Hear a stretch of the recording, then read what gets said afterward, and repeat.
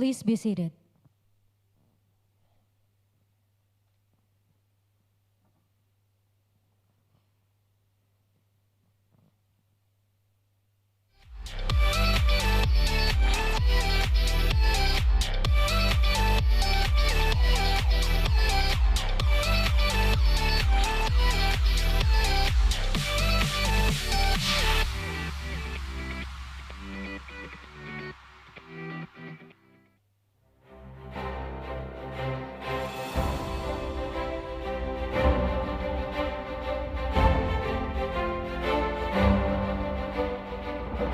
Good morning, ladies and gentlemen. Welcome to the opening ceremony of ASEAN Youth Agenda 2023. My name is Liat Majaya, and I'm thrilled and honored to be in front of you to be the MC for today. First and foremost, I would like to send my warmest gratitude for all the VIPs here, Professor Dr. Jisman Simanjuntak, Rector of Universitas Prasetiya Mulya. Thank you so much for coming.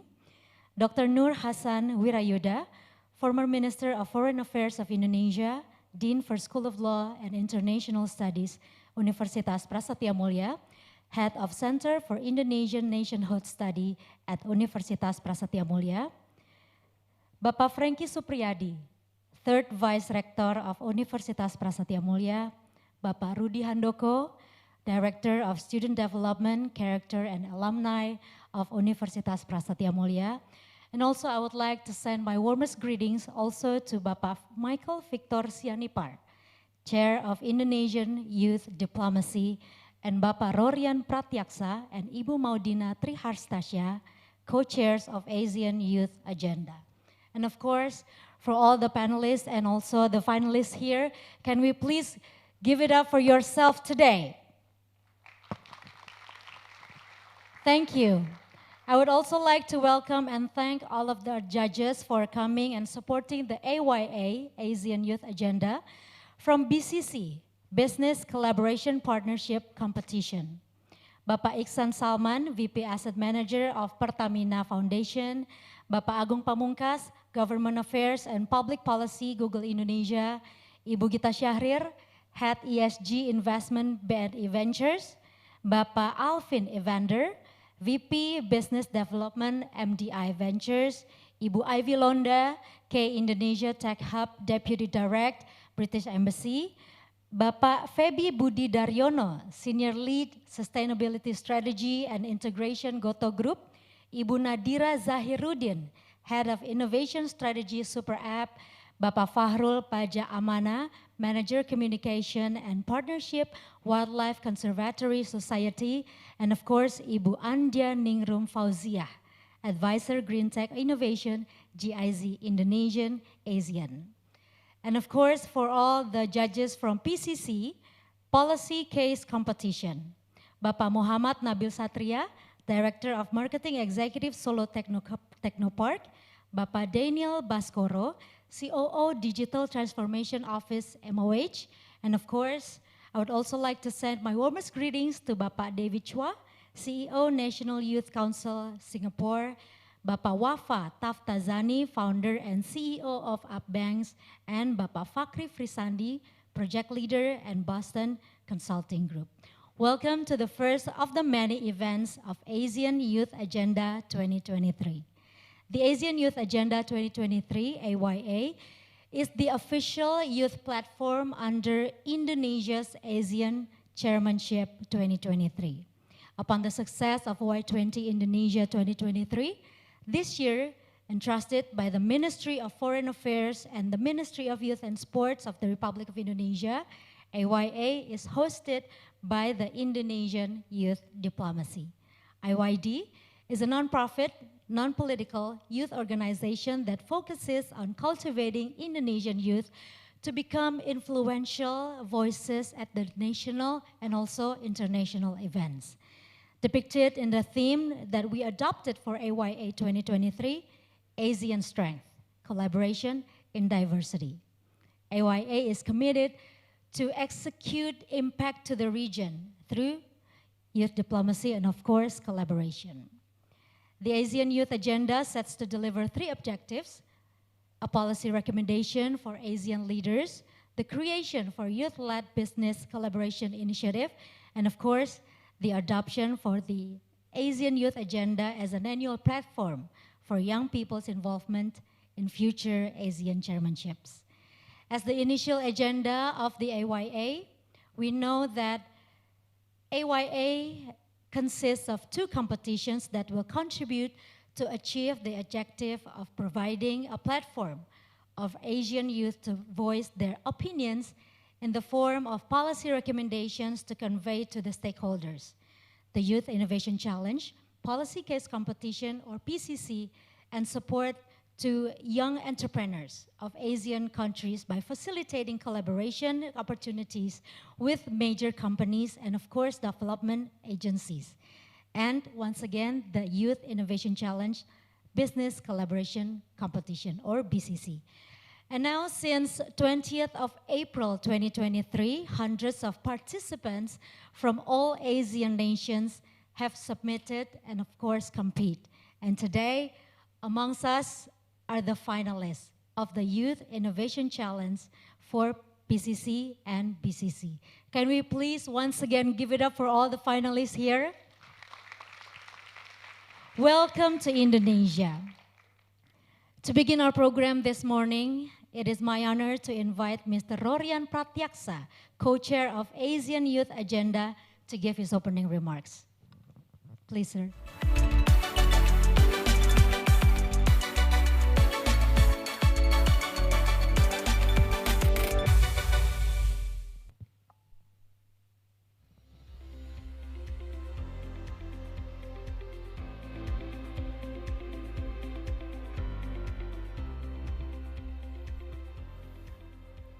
Assalamualaikum warahmatullahi wabarakatuh. Om Swastiastu, Namo Buddhaya, Salam Kebajikan. Welcome all Asian delegates. Welcome to Asian Youth Agenda first event. Today we have our first event, Youth Innovation Challenge 2023. Let me introduce myself. My name is Rorian Pratyaksa. I'm one of the co-chairs of this year Asian Youth Agenda 2023. And I would like to convey our sincere gratitude and appreciation to all the support from Universitas Prasetiya Mulya and our sponsor, Tanoto Foundation. This year Youth Innovation Challenge, Asian Youth Agenda is hosted by Indonesian Youth Diplomacy. And on behalf of the entire organizing committees and also co-chairs of Asian Youth Agenda, thank you very much for all the participations, and thank you very much for all the participants who have come to this event. Thank you very much. And I would like to greet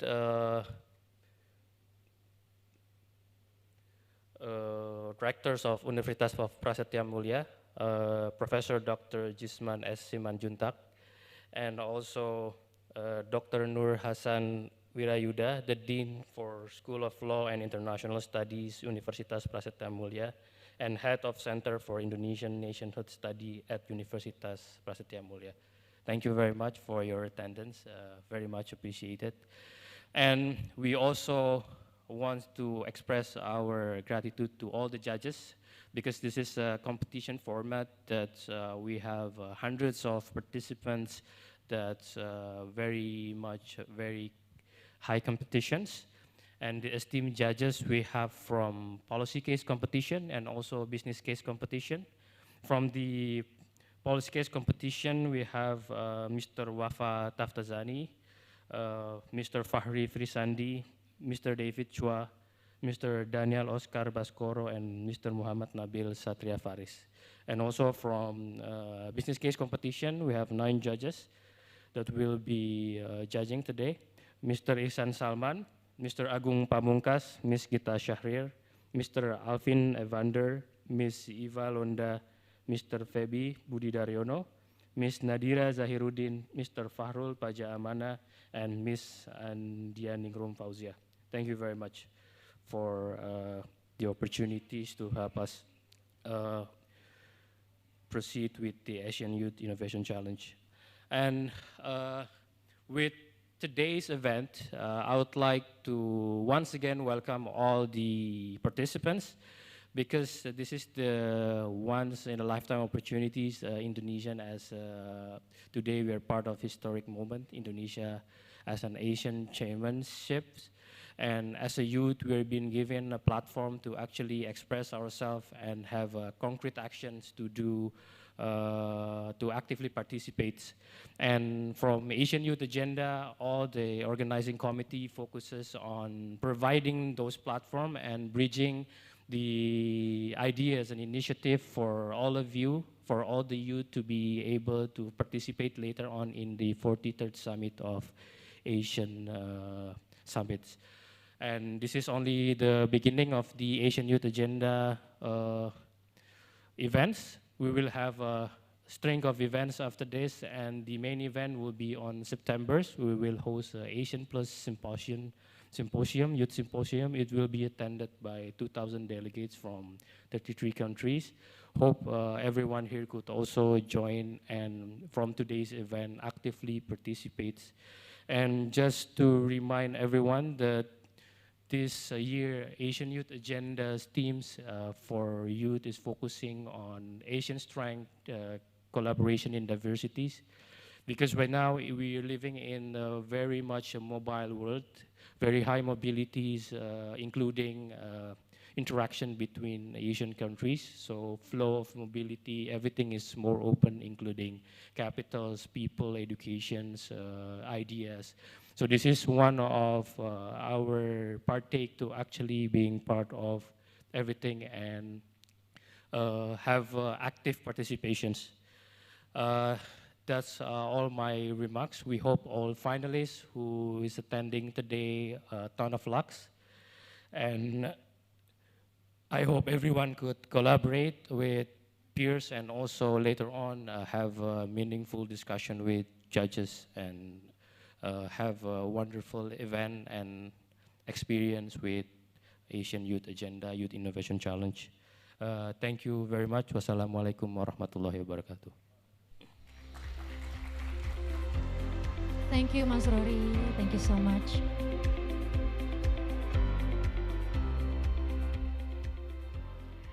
And now, ladies and gentlemen, it is my honor to invite on stage Professor Dr. Jisman Simanjuntak, Rector of Universitas Prasetiya Mulya, to give his opening remarks.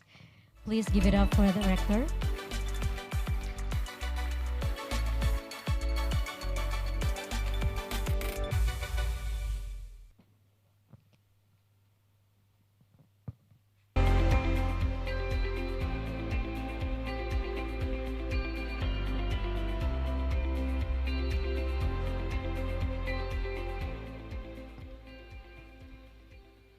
Good morning.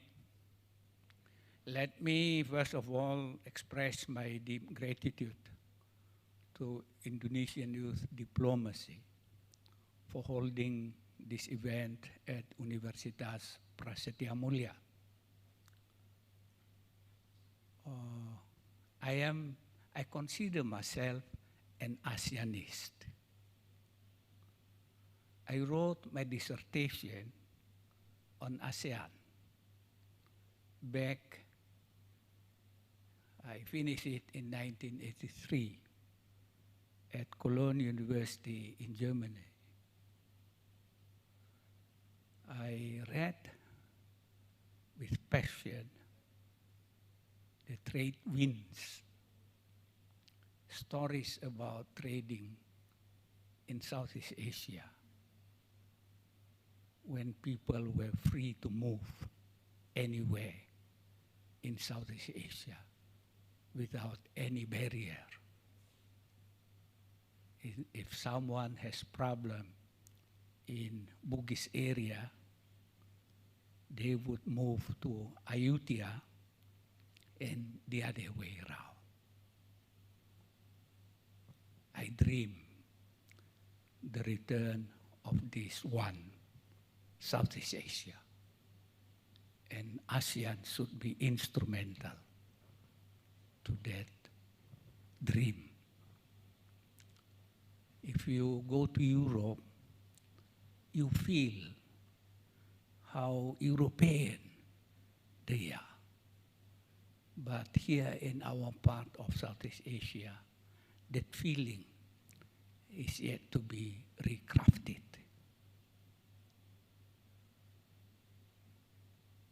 Life is co-evolution between nature and human-made things. The two co-evolve, and progress is only possible through innovation. We, human beings, seek to benefit from innovations of nature. Researchers at renowned institutions currently are trying to emulate what nature has been doing all along. There is a machine called CRISPR. It's a genome editing machine. And that machine was possible because of the discovery of how prokaryote in the very long past, more than 3 billion years ago, protect themselves against intruders. And people at Max Planck Institute are now trying to develop a machine to contain the propagation of cancer cells using, of course, innovation of nature. So innovation, innovation, innovation. There are a lot of innovations in nature that we can benefit from. And we are lucky in Southeast Asia. We have everything here. Our home is probably the richest home of marine biodiversity in the world. Yeah. And we have tapped very little from these resources. We also are very culturally diverse. Diverse migrants, I would say, in the world are the Papuans. They managed to cross the ocean 55,000 years ago and arrived in Papua. Some of them continued the journey to Australia. Diversity, yes. Our heritage of diversity is immense. And we can innovate a lot on the basis of this heritage. But, there is a big but. Number one, to innovate requires informed learning, meticulous, relentless, informed learning. Number two, innovation requires collaboration, particularly under the complexity of life that we live in nowadays. No one can innovate meaningful thing alone anymore today. Collaboration is a must. Number three, innovation requires a space. And ASEAN should be one space. Space for innovations. We have done very well economically over the years, but we have done so with greater dependence on our neighbors. CJK, we call it CJK, China, Japan, Korea, rather than on ourselves in ASEAN. We are yet to discover the merits of cooperating each other, integrating with each other in ASEAN. And if we do this, I'm sure we will be doing justice to what is called centrality of ASEAN. We are central to developments in our part of the world. Chinese and Japanese are having difficulties to relate with one another. The same applies to Koreans and Japanese. They need us. East Asia needs a united ASEAN, a united Southeast Asia. And innovation should be part of the glues that bring us, that allow us to play the role of being central in our part of the world.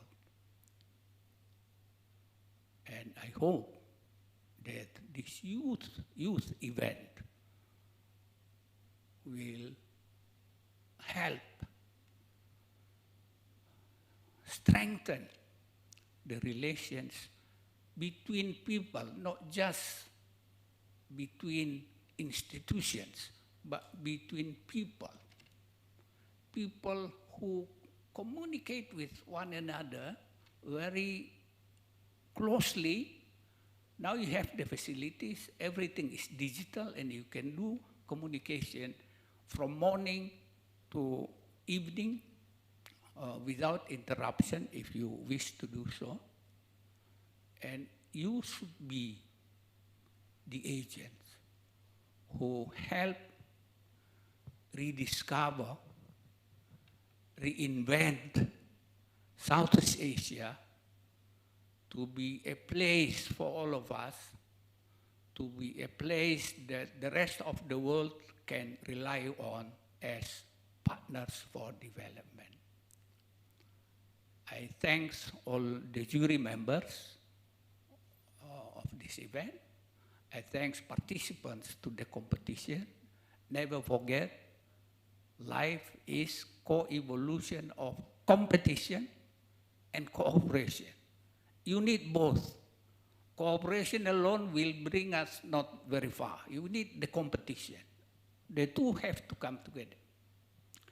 And once again, Prasetiya Mulya is very lucky to be holding this event on behalf of the Indonesian youth diplomacy. I wish you all the best today and going forward. Good morning.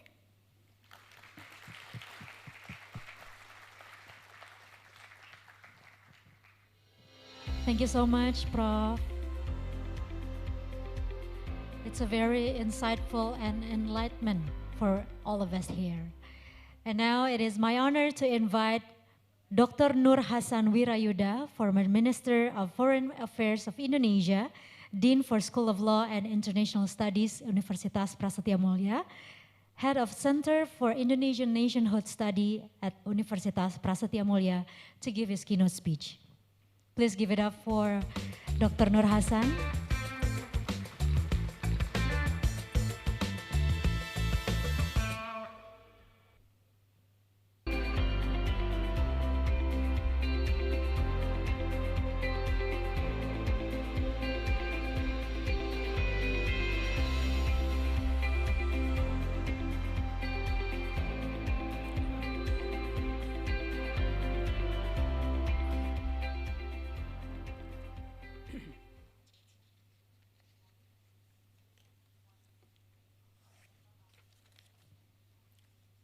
A very good morning to you all.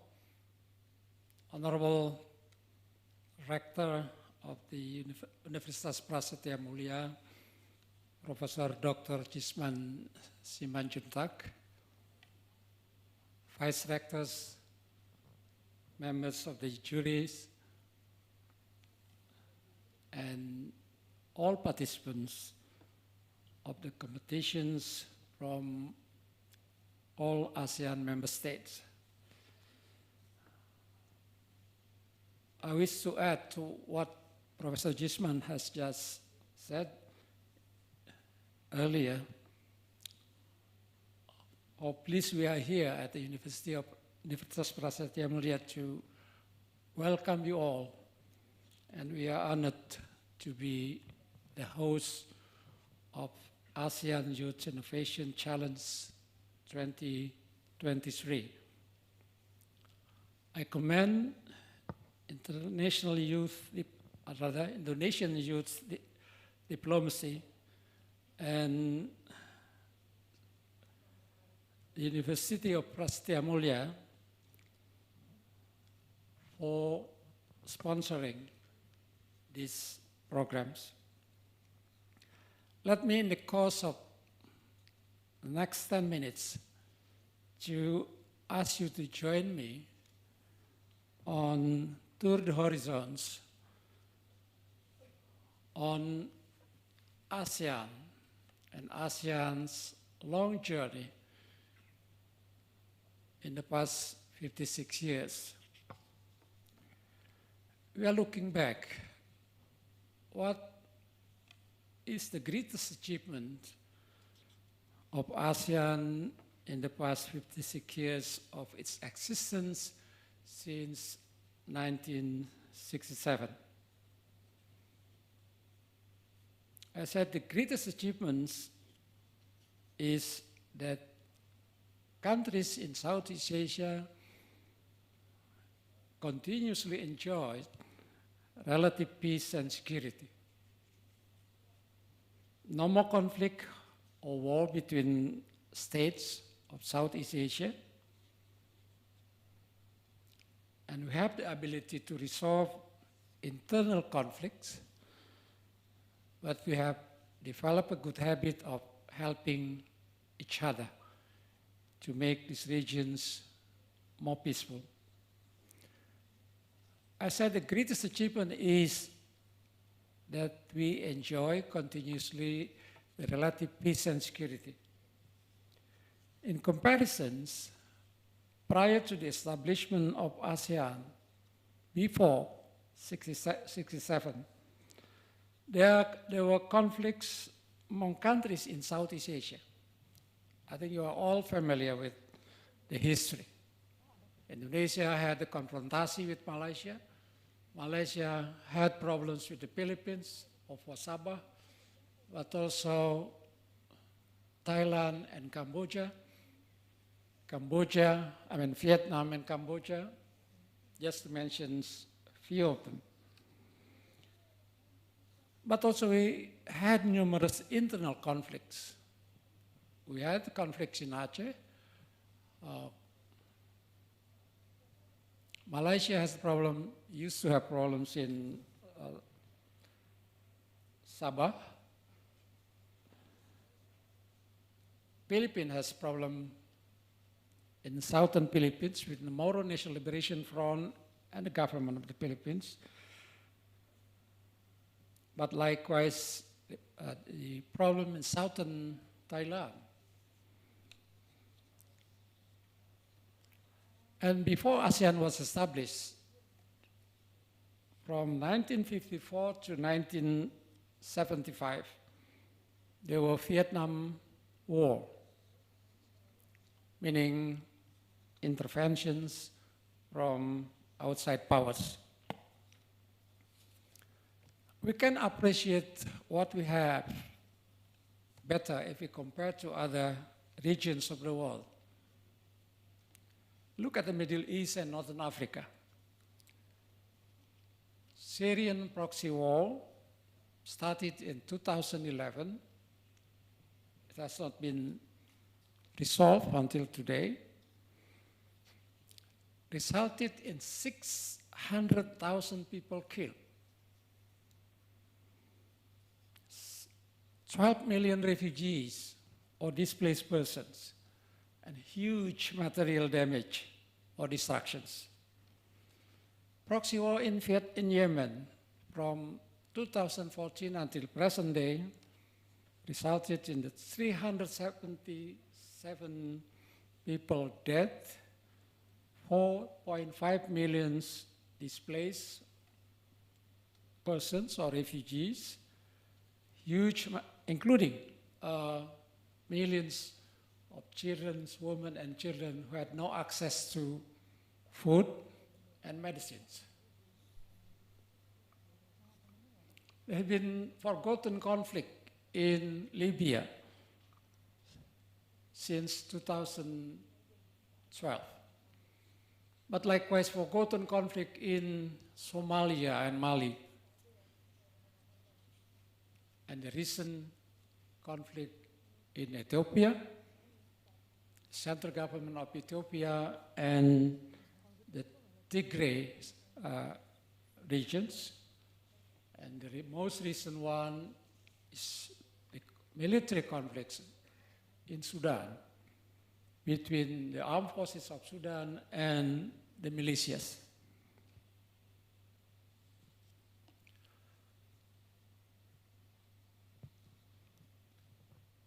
Professor Jisman has said that ASEAN is one of the most successful regional organizations in the developing world, and that's true. I refer to the conflict situation in the Middle East and North Africa. They have the Arab League, comprising of 24 member states, but likewise Gulf Cooperation Council, GCC, which has 10 members. But both organizations, the Arab League and GCC, are not effective. They're not able to help their members to resolve the conflicts that they have. The key problems was that unlike us in ASEAN, they don't have a good habit of dialogue, of musyawarah, of mufakat, dialogue and consensus. That's why the failure of regional organizations in that regions resulted that nation states are either failings and failed. So, in comparison, what was Southeast Asia before ASEAN was established, in comparison with what's happened in other parts of the world, my message is that we should appreciate ourselves better, but not to take our peace and security that we attain for granted. And in the increasingly weakening and ineffective international order, we had to promote effective regional order. Otherwise, we, like many other countries in the world,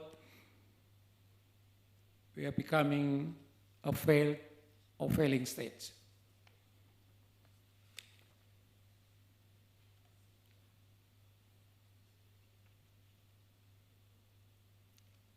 Peace and security is a prerequisite to economic development.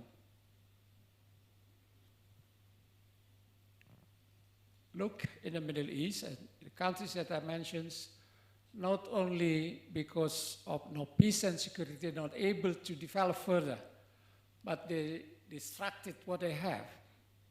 And it may take generations to recover what they lost in terms of their economy.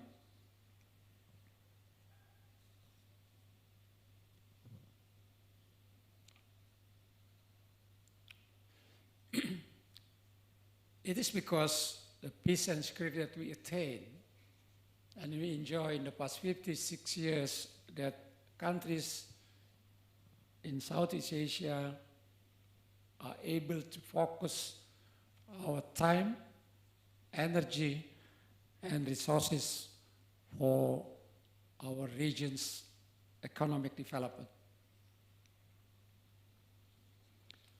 Professor Jisman has mentioned the economic dynamisms in ASEAN. ASEAN has 670 million people. And don't forget, demography is power. Compare ourselves with countries, developed countries who are experiencing aging, like Japan, like Germany, and soon China. They are anticipating these consequences of aging to their economy. But we are, in these regions, have young populations. Likewise, ours is technologically adept. High number of social media users, increasing unicorn startup, as well as robust creative industry due to its digital transformations. Ours are financially stable. ASEAN on track to become the fourth largest economy. Public and private cooperation is key to ASEAN's sustainable resilience and green future. But not forget countries in Asia. ASEAN has abundant natural resources that need capital, infusion of capital and technology, as well as skill. ASEAN is a food basket of the world. Thailand, Cambodia, Vietnam, Myanmar are rice producers. They enjoy the surplus in our rice productions. Here in Indonesia too, we are striving to be self-sufficiency. A few days ago, the governor of Bali said that this year the rice productions is higher than they expected. They're enjoying the surplus. Compared to many countries, in particular in the Middle East and Africa, they are suffering because they don't have enough food. Hunger is a threat. And it is now anticipated that the target of food self-sufficiency by year 2030 would not be attained. So that's why food security is important, but we are confident that we are a food basket, at least for Asia, but also of the world.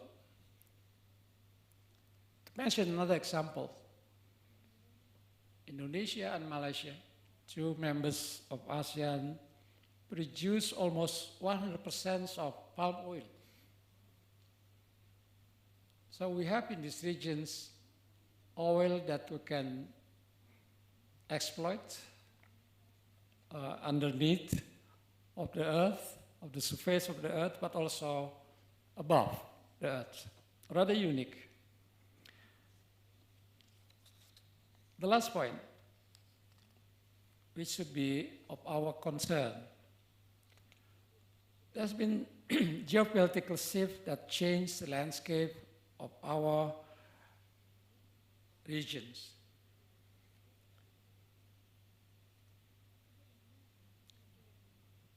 From transatlantic to East Asia, or Asia Pacific, or now also called Indo-Pacific. Our regions is labeled as the regions of the 21st century, with all its opportunities, but also challenges. The geopolitical shift was driven by the spectacular rise of China,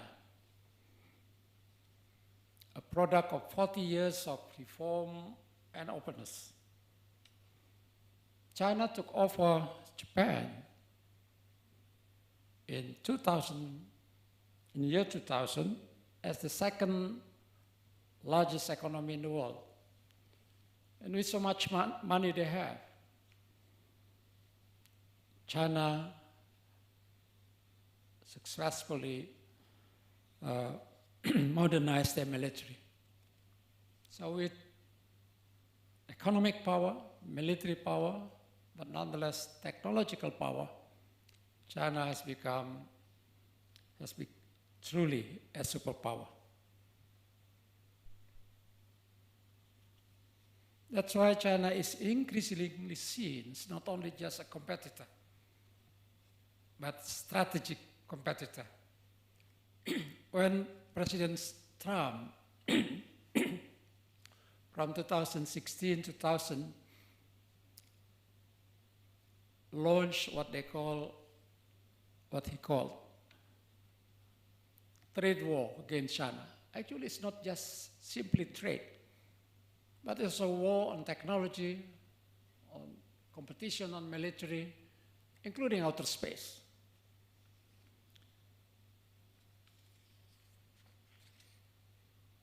And this is the wider regions we are living, with all opportunities and challenges.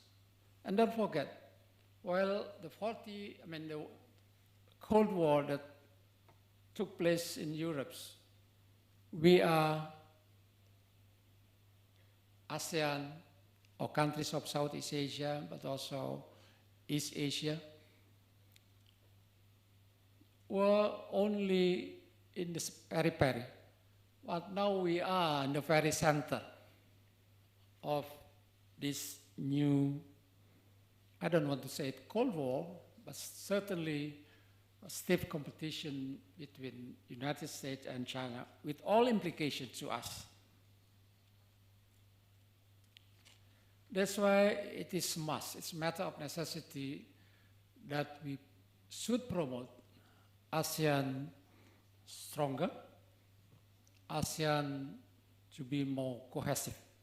We have a good infrastructure in place, namely the new, I would not say the new, but, namely the ASEAN community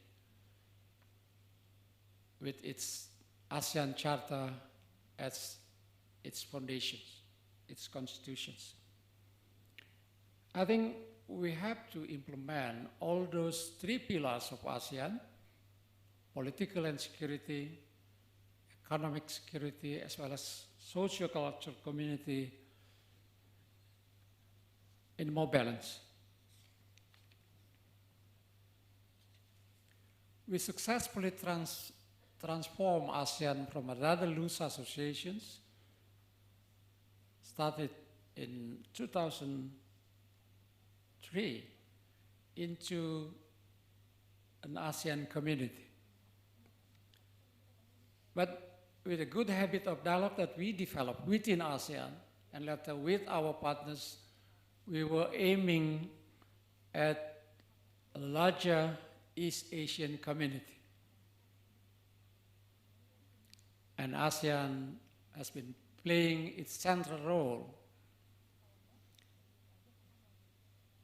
But with the new complexities that we are facing in the larger East Asia, Asia Pacific, and Indo-Pacific, rather than ASEAN strengthens its positions, we are experiencing ASEAN that is less cohesive, less united.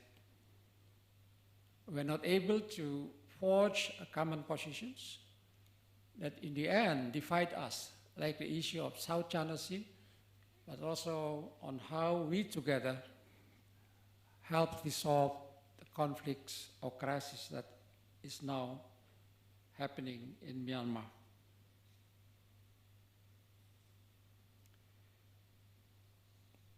ASEAN without unity and cohesiveness means no ASEAN centrality.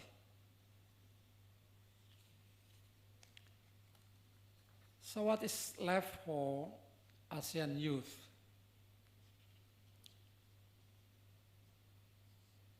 Youth is the owner of ASEAN for many, many years to come.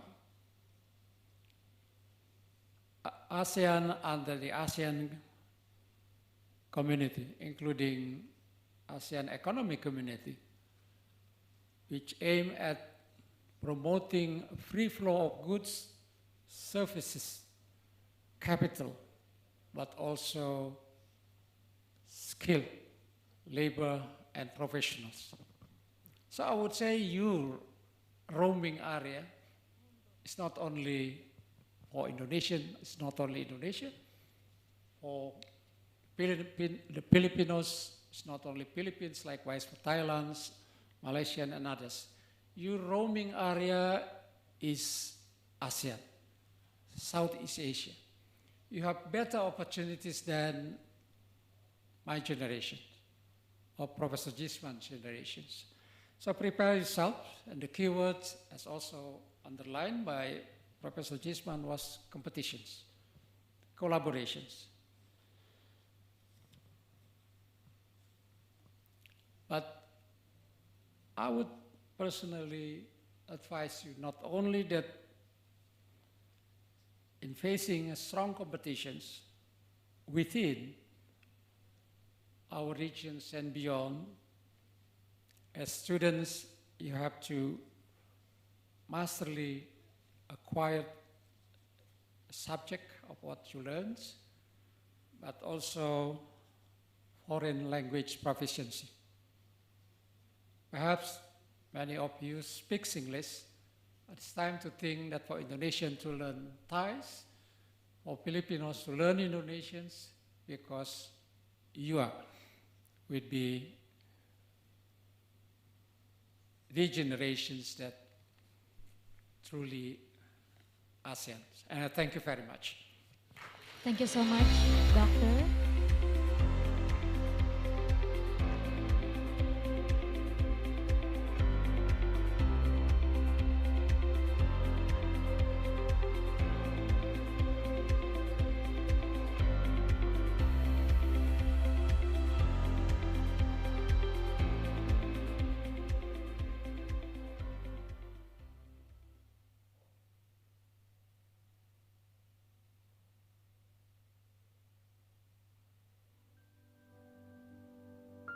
It is an honor for Indonesia to assume ASEAN chairmanship in 2023. ASEAN matters epicentrum of growth. ASEAN must become a peaceful region and anchor for global stability. And with that, welcome to the ASEAN Indonesia 2023 Youth Agenda. The ASEAN Youth Agenda 2023, or AYA, is the official youth platform under Indonesia's ASEAN Chairmanship 2023. Assigned by the Ministry of Foreign Affairs and the Ministry of Youth and Sports of the Republic of Indonesia, AYA is hosted by the Indonesian Youth Diplomacy, a non-profit, non-political youth organization. Despite the current global challenges, from economic to geopolitical dynamics, ASEAN is the fastest growing region in the world. A region of different markets, varying economic developments, and diverse cultures, today ASEAN continues to be one of the most competitive regions. United by our common values, we optimize our complementing diversity as our competitive advantage. AYA is committed to execute impact to the region through youth diplomacy and collaboration depicted in the theme we adopted for AYA 2023. ASEAN Strength, Collaboration in Diversity. The ASEAN Youth Agenda sets to deliver 3 objectives. 1. A policy recommendation for ASEAN leaders. 2. The Creation Youth-Led Business Collaboration Initiative. 3. The adoption of the ASEAN Youth Agenda as an annual platform for young people's involvement in future ASEAN chairmanships. These 3 objectives are executed through the following programs. 1. The ASEAN Youth Innovation Challenge, Business Competition, and Policy Case Competition. 2. The ASEAN Collaboration Forum. 3. The ASEAN Plus Youth Symposium. The ASEAN Youth Agenda focuses on 5 priority issues: digital literacy and inclusion, food security, future of education and work, green economy, and health. With 1/3 of the total population of ASEAN being young, it is our interest and duty to make ASEAN the epicentrum of growth. AYA is an opportunity for young people not only to be heard, but also to contribute in strengthening their own country as part of ASEAN, and of the ASEAN region as part of the world by creating seamless collaborations. Let us collaborate in diversity and show the world that ASEAN matters.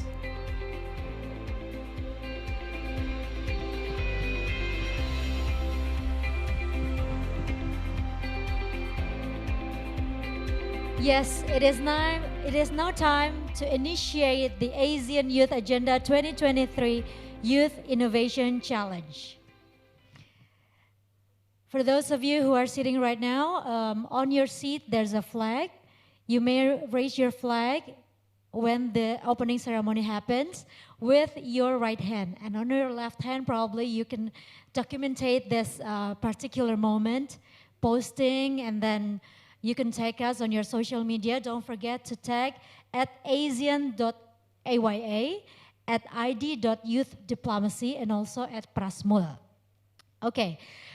To the opening ceremony, we are inviting first and foremost Professor Dr. Jisman Simanjuntak, Rector of Universitas Prasetiya Mulya, to come on stage, and also Dr. Nur Hasan Wirayuda, Head of Center for Indonesian Nationhood Study, Dean for School of Law and International Studies, Universitas Prasetiya Mulya, and Bapak Rorian Pratyaksa, Co-Chair of ASEAN Youth Agenda, to join us on stage.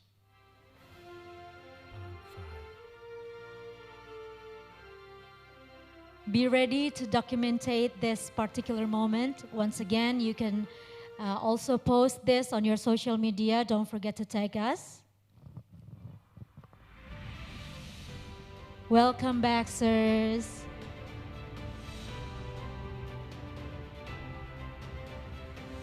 Can we please stand in the middle, in the center stage? Yes. Ladies and gentlemen, to initiate this special moment, we are also inviting two of our AYA rep. This is one of the two of the youth of ASEAN. Gipsa from Thailand and Hui from Vietnam, who is now bringing our flag, the ASEAN flag, to give it to Pak Rory, and then Pak Rory, on my countdown, will place the flag to its place. This is Hui from Vietnam. Please give applause. Pak Rory, on my countdown, please place the flag into the center. Oh, this is Gipsa from Thailand. Hello, welcome. Sawadika. On my countdown, Pak Rory, in 3, 2, 1, place the flag. Ladies and gentlemen, please give applause for ASEAN Youth Agenda 2023. Youth Innovation Challenge 2023 is formally opened and everyone is ready for today. Please give yourself an applause, a big applause. Thank you so much. Can we please documentate this moment once again? This is our photographer, our official photographer in the center. One step ahead, please.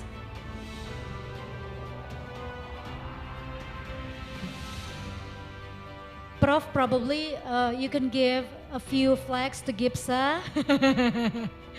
Yes, and probably a few for Hui there. Okay, smile for the camera.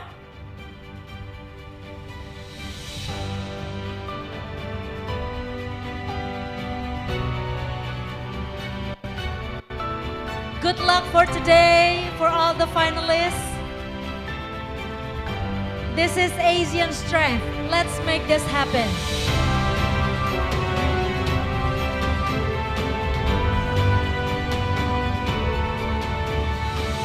Okay, thank you.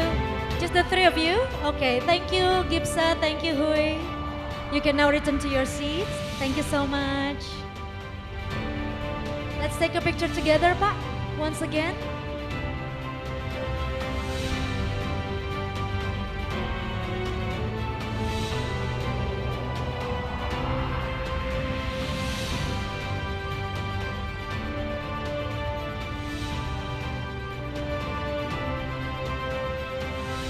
Oke, thank you so much. Terima kasih banyak Bapak-Bapak, boleh silakan kembali ke tempat duduk. Terima kasih Pak, silakan hati-hati turunnya. Terima kasih Bapak, thank you, thank you. Okay, so finalists, are you ready for today? You have all the spirits in you, right? The winning spirits? Yeah, okay. Baik. We are continuing with having a talk show about BC and PC. Today's theme is intersecting pathways, ensuring human development in the midst of economic digitalization. We all know that the past decades can be characterized by the rapid movement or development of society with AI and also machine learning. We all heard this from the gentleman's speeches just earlier. But with AI and also machine learning, is it really machine augmenting human or the other way around? Machine replacing human? What do you think? You're in the gray area there, right? Human development and economic growth are two different paradigms that imply different objectives, measurement techniques, and also policies.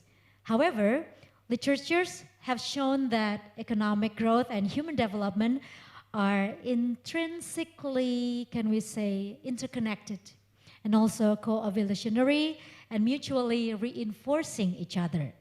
With a shift towards Industry 4.0, so they say, companies become more productive, yet at the same time requiring higher skilled workers, causing unemployment, right? So how do we balance this? What are the impact towards employment and also youth, especially in ASEAN? Ensuring human development in the midst of economic digitalization, we have the perfect panel today.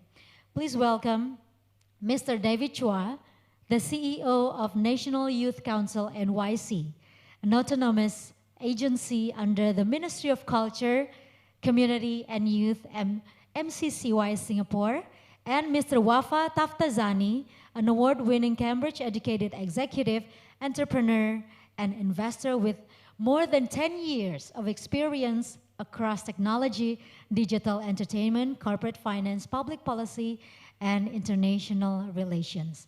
Can we please give applause to this gentleman? Please be seated here. No, I'm on the edge. Welcome, gentlemen, to the hot seats. Terima kasih banyak, Prof. Boleh kita berikan tepuk tangan sekali lagi. Prof. Jisman sudah bersiap-siap untuk bertugas kembali. Terima kasih banyak, Prof.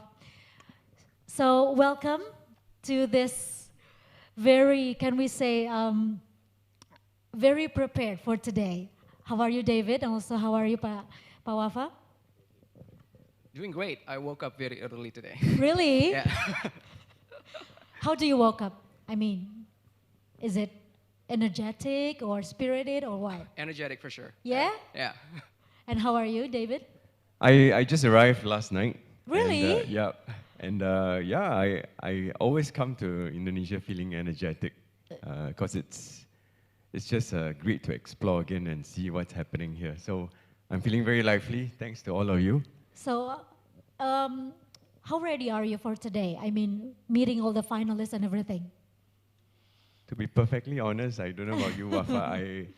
I'm just open. I'm not expecting anything. So for all of you out there, just do your best, make friends, and as Dr. Hassan and Dr. Jisman said, don't forget the fact that you are here as an ASEAN group. You're not just here to pitch your cases. So coming here for, yes, for competition, but also for cooperation, it's important to remember that spirit and make friends. That is important to remember, even as you are probably feeling nervous about your pitches later on.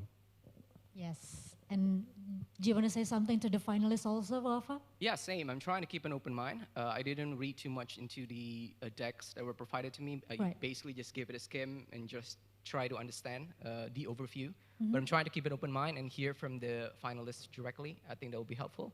And yeah, as mentioned, this is a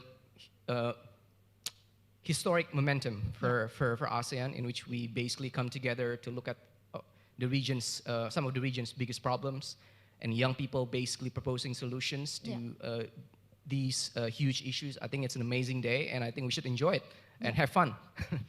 So, as we saw earlier on the video, youngsters here at the ASEAN countries is 1/3 of the population. Yeah. So it's probably 123 something million.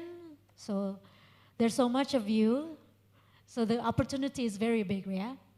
And for the theme today, right now, engineering human development in the midst of economic digitalization. We know the past decades, you know the rules, you know the situation right now. I mentioned earlier, is it AI and machine learning replacing human or just the other way around? What do you think?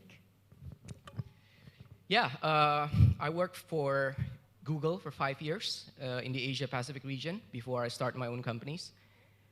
This was 2016, and back then there was no OpenAI, there was no ChatGPT, but the technology itself has been used to its almost full potential during my time at Google. For example, we never ever had to generate decks. There was no creating slides during my time at Google. Everything was generated by AI. This was 2017. But a lot of the technology that we use were basically kept for our own internal purposes, right? And now it's 2023. A lot of these underlying technology is now out for public to use, right? With different large language models being used by different companies, offered as APIs, etc. It's changing the game. But I actually think it's a good thing. Now, more than ever, people have access to the extremely powerful technology that connects with these large language models. People are able to create value like never before. People are able to work 10 times more efficiently than before. But yes, obviously, as you correctly pointed out, there is fear that a lot of this technology that is now available will replace humans, right? Personally, I don't see it that way. I see that AI, in the long term, that's the keyword, in the long term, will empower humanity as a whole. We will be 10 times more efficient, we'll be 10 times more effective, 10 times more impactful. In the short term, I think there's a lot to discuss, right? I think we can spend a bit of time to discuss what challenges are there in the short term, but yes, there are risks of displacements, confusion, probably a bit of economic crisis here and there, which countries need to manage, loss in millions of jobs probably, that is also possible. I'm not trying to sugarcoat anything, it could happen. I think Elon Musk and Sam Altman have spoken about this many, many times as well. Yeah, so in the short term, there's gonna be challenges, but that's why we're here, to work together to solve the short to medium term challenges so that humanity can benefit in the long term.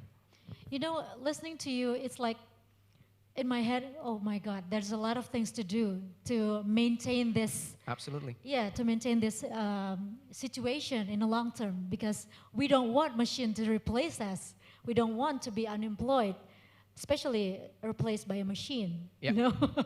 True. And David, what do you think? Is there? Can you explain probably what is actually the phenomenon of the technological unemployment right now? You mentioned 5 years ago there was no AI, not as much as we see today. When I started out in university at your age, there was no search engine. There was no such thing as Google. We started email had just started. Dr. Hassan probably lived through even more changes. I guess my point is that we adapt. But in the adaptation, the thing to always watch out for, all of us, is no matter what technology happens before today or next year, be human. You have to fundamentally be human and not technology take over your lives. And you cannot lose the human touch. Technology serves human needs, not the other way around. Yeah. And so as you all adopt technology and as we work in a digital economy, as we find new ways of doing things, don't forget the human need, what it actually needs serving, what interfaces should not be replaced, even if it can be replaced, and what things you should remain and retain control of. One example would be in my workplace today, as we reach out to young people, we send a lot of customized emails. If you had to do it manually, it would take a long time. Today, it's automated. So they are customized EDMs. And the content that is generated for these EDMs, customized to your interest, has to be taken over by some AI function. And today, my staff use generative AI to generate images, graphics, to place on the EDMs, so that they don't have to think about how many different types of content I have to customize for 5 different profile segments. But the human element of choosing the right content and making sure that the images are customized and in the context of your culture needs to be a human decision. It is not actually an AI decision. Of course, machine learning could learn over time, but there are some of these aspects that we retain control of. So I guess the larger point is whatever changes happen, even as you adapt to this, retaining an eye on the human need and being human is actually a skill. Yeah. And so in Singapore, when the government looks at adopting technologies, we talk a lot about the user journey. Why? Because we're trying to get our people to center back on the user. Who is the user? It is you, it is me, it is your parents, it is your grandparent, it is the elderly, it is the 8-year-old, the 15-year-old. They are all very different, and all needs are very different. So technology can serve our needs and augment some things, but I don't think they can replace everything, and should be careful. In the ASEAN context, Dr. Hassan talked about dialogue and consensus. I don't know that AI can do that. There are some things that you do not surrender to technology. So not all jobs are replaceable, my point is, and even in jobs, there are components that can be augmented and helped by technology in great ways, but not everything. So just be careful and remember to always be human. It's very interesting to talk about what we can experience probably in the future, but Wafa, probably you can tell us what you see as the biggest human hurdles in the, I don't know, 5 to 10 years to come? Yeah, so we often say this in the startup ecosystem, AI will not completely replace humans, but humans with AI will replace other humans without AI. Whoa. Yeah. So the biggest hurdle for humans is then our resistance, our fear against this technology, right? I think a lot of us are still in denial with this technology. Even 10 years ago, we would say things like, oh yeah, AI will help me do calculations and draft speeches maybe, but it won't be able to create songs or movies, Right. or pictures or music or draw or paint or create animations or poems or books. Those require creative minds. But today, 2023, we're seeing Everything. AI-generated songs, AI-generated photos, AI-generated paintings and movies and music and lyrics, etc. So I think, like the 4 stages of grief. First, you go through denial, right? I think right now we are in denial stage. Right now, a lot of us are in denial stage. Some of us fear this technology, so that's a huge hurdle. Fear, as Yoda would say, brings suffering, right? Our fear then prevents us from actually looking at it from an objective point of view and trying to embrace it and think of different use cases on how this technology can be utilized effectively. Before you know it, there will be other people who then would be able to see this technology with objectivity and be able to utilize it to great use. And eventually, these humans will then replace these other humans who fear this technology, who are in denial. So, to a point, I agree. I don't think AI will ever completely replace humans. But then humans who move fast, who have no fear, they keep an open mind, and they're skillful enough and committed enough to learn and to be able to adapt and to implement this piece of extremely powerful tech may then replace other humans. The problem is, these humans must be much fewer in number, right? Yeah. Than the humans that are being replaced. And here lies the risk. Here lies the risk. Because even I experienced that. So just last week, we launched our latest AI product, UpThings. It's a product that helps enable our users to generate content using AI, captions, scripts, voiceovers, etc. And we talked to some of our customers, and they did say that they have stopped hiring for their creative teams, for their marketing and copywriting teams. But it shouldn't be that way. It should be that because now you have access to AI, your marketing team of 5 people that used to generate maybe 10 pieces of content every week should now be able to generate 100 pieces of content that is more targeted, more appropriate, more relevant for whatever audiences that you were trying to reach to, right?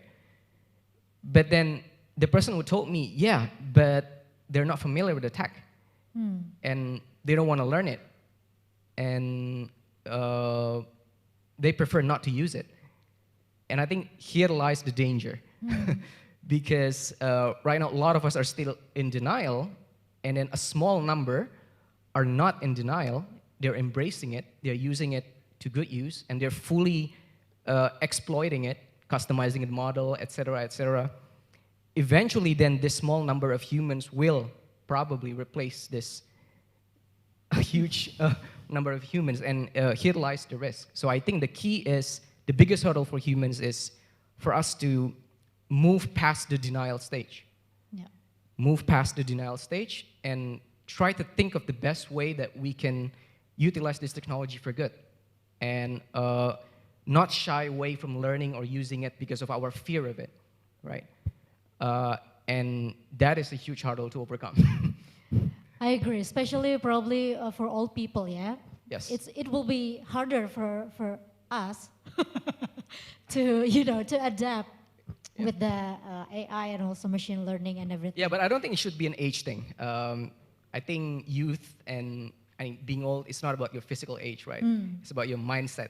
Yeah. I've seen people in their 50s, 60s who are more aggressive, more assertive, more energetic than some teenagers that I've met, for example, at school events. So I think it all comes down to the mindset. Yeah. Physical age is just a number. That's a relief. So, David,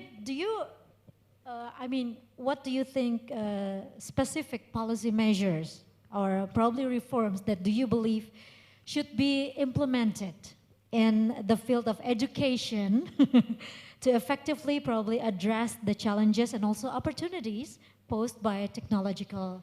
Okay, before I touch on the possible policy measure, I'll just pick up from what Wafa said about the barrier.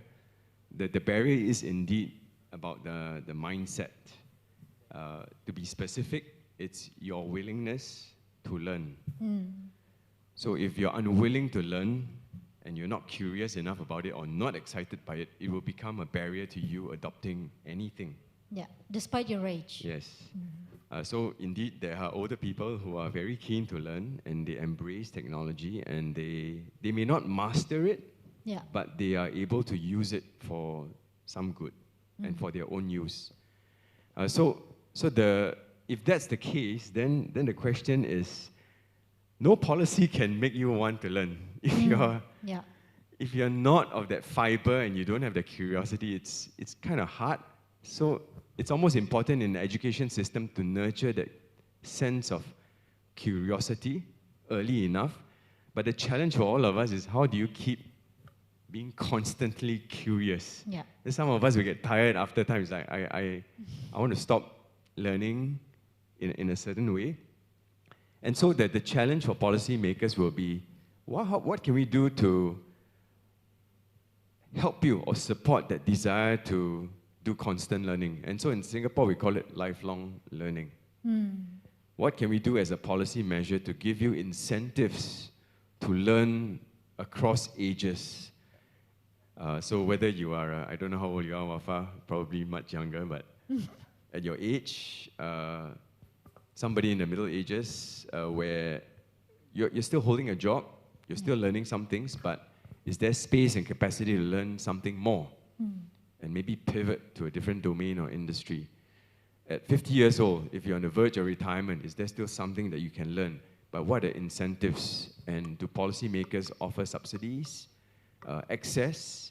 And so these are the policy constructs you will have to think about across ASEAN and customize for different countries, because maybe, I don't know, the Indonesians learn differently from the Singaporeans, from the Malaysians.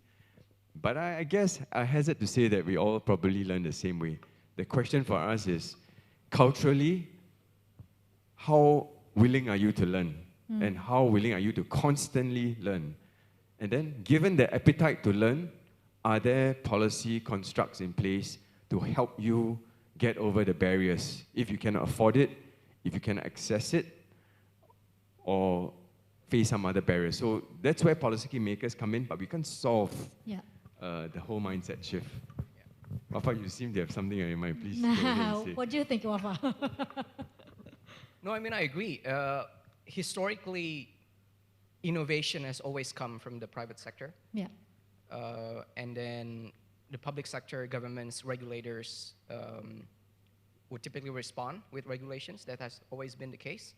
I think in the United States, we're seeing AI entrepreneurs actually proactively seeking to be regulated because they're aware of the risks posed by this tech. And there have been experiences in which regulators come in late, right? Policymakers come in late, and then suddenly the technology has changed the world in such a way that whatever policies that they produce at that stage would make very little difference, right? But now, I think a lot of us have learned from it. So we are actually actively seeking to work with policymakers in order for us to properly regulate this specific sector, to encourage and to work with policymakers, government ministers, legislators, etc., to produce appropriate legislations. But as you correctly pointed out, it's not going to be the policy itself that fixes its problems. I think the policy provides safety net, right? It ensures that things don't go haywire, like that we don't end up in a Terminator, Skynet type of scenario, right? Or the Matrix type of scenario. I think policy provides that safety net. But the whole point of AI is so that we, as a civilization, for example, in the past, to produce $1 trillion worth of GDP requires 200,000 workers, for example. Yeah. With AI, we should not be looking to reduce the number of workers. The amount of people that are working should be the same, 200,000.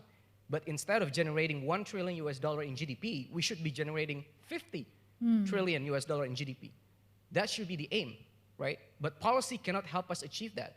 Policy can only help us ensure that we don't end up in a Skynet type of scenario. Yeah. For us to get there, it's going to be up to the people, especially the young people who are going to be working in different industries in the next 5, 10, 15 years. It's going to be up to the entrepreneurs. It's going to be up to the developers. It's going to be up to companies who ensure that we can actually generate 10 times, 20 times the value that we are supposed to. So, but yes, I think the good thing is that today, learning from our past mistakes of not regulating things like social media, blockchain, crypto, Web3 soon enough, and then only after millions have been impacted by it, only after social media has caused structural changes in society in such a way that discussions around policy and legislations can be considered a bit too late. Now we're learning from that mistake. Right now, AI entrepreneurs around the world are actively speaking to policymakers, to regulators, practically begging, practically begging for government officials to work with them to produce appropriate regulations. So I think I'm quite optimistic on that front. Right? Yeah. Just to continue from it, so Wafa's talked about another kind of set of policies. So there are policies to encourage learning, then there are policies to democratize learning, and then there are policies to also curb those who have mastered it and started to abuse their skills, and to regulate the industry. Early on, we talked about some segments that we never ever want to learn. So those are the people, you said, without AI, that will get overtaken. Yeah. I guess from a policy maker perspective, you will never have 100% adoption. And it's always important to remember that there would be this segment that you do not want to leave behind. So amidst a digital economy, you have to acknowledge that there will be inequalities, and there will be some that are driven very far apart. But you do have to think about ways to not let them be left behind, or find a way to provide help. So it's not the most efficient, and they may not be the most high-value jobs. But I guess the question to all the young people here is, yes, you have that segment of the elderly or certain segments of differently enabled people who will not be able to get up to speed, but you cannot leave them behind. And that is not the mark of being human either. So notwithstanding the inefficiencies, policymakers will also have to think about interventions for these segments. Now, the interventions can vary, whether it's to get young people to help old people to be digitally literate, or to overcome some of their fears, or providing some more user-friendly interfaces. So these are things you will always have to challenge yourselves to consider and not forget. Right. So looking at the situation, this rapid movement, this rapid development in terms of technology, what do you think the youth should do to position themselves, you know, to get the best position for this future, probably? I think first you need to start with the fundamentals. Okay. Learn the tech. Learn what a large language model is. Learn how it works. I'm sure you've been using AI to produce your papers and submit them to your lecturers, to your schools, but you should go beyond that, right? If AI can produce papers, then what you need to do is to understand how these models can produce these papers. You need to dig down into it. You need to understand the fundamentals, the mechanisms of it. You don't need to be a software engineer. You don't need to be a tech-savvy person in order to be able to understand this. Just understand the logic behind it. Understand how it works behind the scene, right? I think that's, firstly, one of the most important things to start with. And then secondly, keep an open mind. Keep an open mind and be appreciative of what the tech can do for you in its current form, because the improvements are going to be exponential. So right now, the kind of tech that you're seeing, you will not recognize it in 5 to 10 years. The growth is going to be exponential. I think in 5 to 10 years, we'll see robots, AI-powered robots, doing a lot of work that we do today. I think that day is coming. It used to feel and sound like science fiction, but practically today, all the components are available. It just takes someone or a company to put all the pieces together for us to get there. So be embraceful, be appreciative, keep an open mind, and be prepared for an exponential change that is coming in 5 to 10 years. And I think the third one is, I think humans at the end of the day are powered to create. There's a reason why it's called generative AI as opposed to creative AI. It's supposed to generate, right? But what is it supposed to generate from? You generate something, it has to come from something, right? Talking a bit about philosophy here, but it generates from the data that is inputted into the model, right? How did the data get into the model in the first place? It requires human to do that, right? So there's a reason why it's called generative AI, because it's supposed to help you create. It's not supposed to create from scratch, right? So be very creative. Think of the hundreds, probably even thousands of different use cases, examples of how you can use AI to improve your daily lives, to help people, to uplift people, right? And the only limit is your imagination, really, right now with AI. Even myself is experiencing this with my team of engineers. I have maybe 30, 40 people, engineers working on this. And we keep saying, and we keep asking ourselves, what is the limit to this? And there is none. We can never find or discern a clear limit of what this thing can do. So the only limit right now is literally your imagination. And sometimes when people say this, it's supposed to make you feel good. It's a Disney type of quote, etc. But it's really not. Right now, this technology has no limits. The only limit is the imagination of the human utilizing it. So make sure you break that barrier. Don't let anything limit your imagination, because literally right now in front of you, there's a technology that is able to take that imagination and generate it to something useful, right? So break down all those limits, I would say, especially if you're a young person, you're in your 20s, you still have 40, 50 years of life ahead of you. I don't even know what's going to happen within the next 40, 50 years, right? So yeah, break down all of those barriers. Yeah. And be prepared for the Terminator scenario. Hopefully the No, it's policymakers not- will prevent that from It's happening. not that bad. What do you think, David? What the youth should do? I go back to my 3 points. So amidst the change, retain your humanity. Be constantly curious. And finally, don't leave people behind. Yeah. That's it, guys. Don't leave people behind and be creative, Wafa said, yeah? So one more question before we open the floor for Q&A session.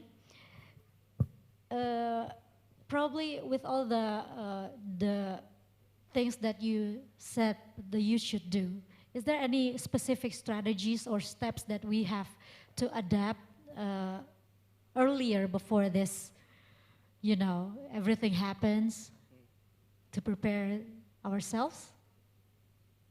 What do you think? Specific strategies? Yeah, Personal strategies. sure. or- Yeah. Especially for the Asian nations that here right now and also joining us from YouTube. I guess you could speak from an industry angle. I'll come from a regional Yeah. angle. Yeah. Yeah, so in the context of ASEAN, just look at some of the biggest problems that we have and start from there. And Right. start brainstorming with people around you, with people you trust, and maybe even with yourself, how you can use new tech, not just AI, actually, but things like blockchain, for example. There's a lot of exciting new tech coming in as well, outside of AI. But take a look at some of the biggest problems in ASEAN. So for example, ASEAN, we have so many different languages, right, that people speak in the ASEAN region. Why hasn't somebody come up with a pair of earbuds that translates what people say in real time? Talk and translate, yeah? Yeah, and produces voice that basically interprets what I say in real time That's and a be good able one. to say the language that the person is speaking with, right? I mean, we've seen this piece of tech in Yeah. sci-fi movies before, but right now, literally what I'm telling you is that all the texts are available. It just takes someone to put together the different pieces, right? I think if someone can come up with that startup idea, I think a lot of people would be very interested in investing, Can I jump in on that, Wafa? Sure, yeah. In 2019, I went to Hangzhou in China. We had a meeting, and my delegation, there were Malays, Indians, and Chinese. And the Chinese, this company that it was an offshoot from Alibaba. They already had that. They had a device that translated real time. And I was flabbergasted. It was in early testing stages, but they were using it. I guess the tech is here somewhere, being used by somebody, generated in some pocket somewhere. The biggest challenge for us, if you're asking from my point of view as a regional strategy, is we have so much talent and know-how and solutions all over ASEAN. We are just not sharing, we are not collaborating, and we are not working together to solve common challenges. We have a lot of potential, but we are not tapping it just because of our archipelagic barriers, some of our geopolitical issues. But otherwise, if you set us old people aside and all our differences, maybe your generation is the time where you can come together and leverage technology for a much bigger potential. Some of you are hacking solutions that somebody else needs. We just need a platform to do that. Wow, okay, that's a possibility out there, guys. So, very specific, right? So, this is a very interesting talk show before we open the floor for Q&A session. In conclusion, about the theme today,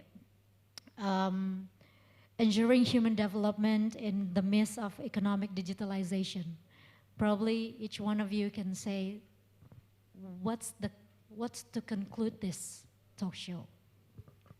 I think we talk a lot about AI today, but I want people to be aware, especially young people, that it's not just AI right now that is currently undergoing revolution.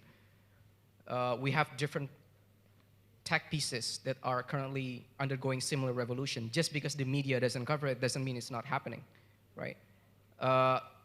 Blockchain tech is developing at a rapid pace. And even Sam Altman, the guy who leads OpenAI, just launched his blockchain startup called WorldCoin. He is trying to make a global currency that runs on blockchain powered by his OpenAI AI. And different pieces of tech are also developing rapidly. So what's going to happen within the next 5 to 10 years, in conclusion, is convergence. There's going to be a convergence. There's going to be a converging of different pieces of tech becoming one. Practically a technological singularity. If you studied physics, you know what space-time singularity is. But right now, we are seeing potential for technological singularity to happen. What does that mean? It means different tech pieces that are seemingly unrelated, AI, blockchain, crypto, fintech, etc. They may not seem related, but eventually it will converge to become one.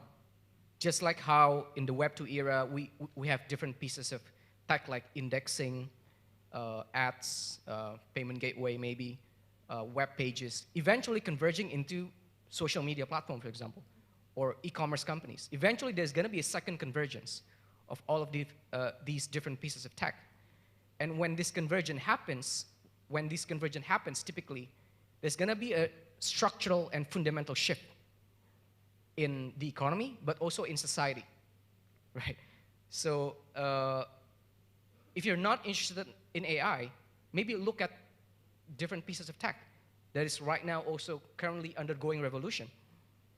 Like I said, just because the media doesn't cover it, just because startups are not raising money because of it, doesn't mean it's not happening. There's a lot of other pieces of technology right now undergoing rapid revolution at rapid pace that is eventually going to converge into a technological singularity, right? So make sure you do research on that and keep an open mind to it. Don't get drowned out by the noise, right? Don't get drowned out by the noise.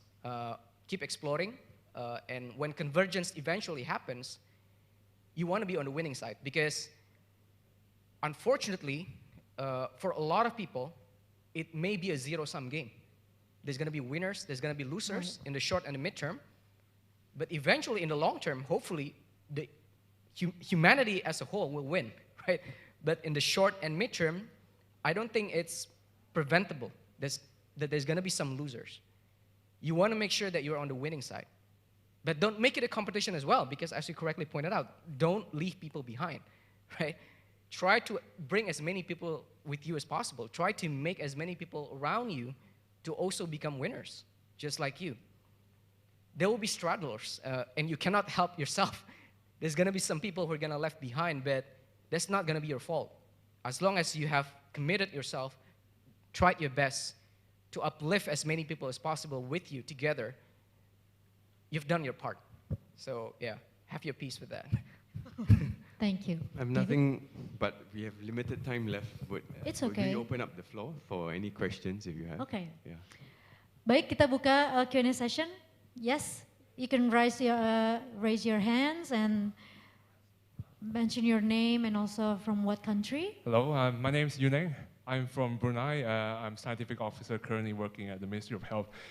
Just touching on and following on from David and Wafa's point about the spirit of inclusion and openness, I really agree with that.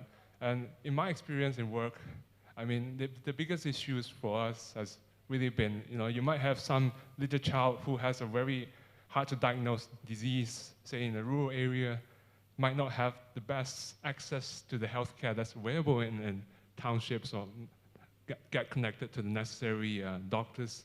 So would you say, how would you see the role of private sector in this?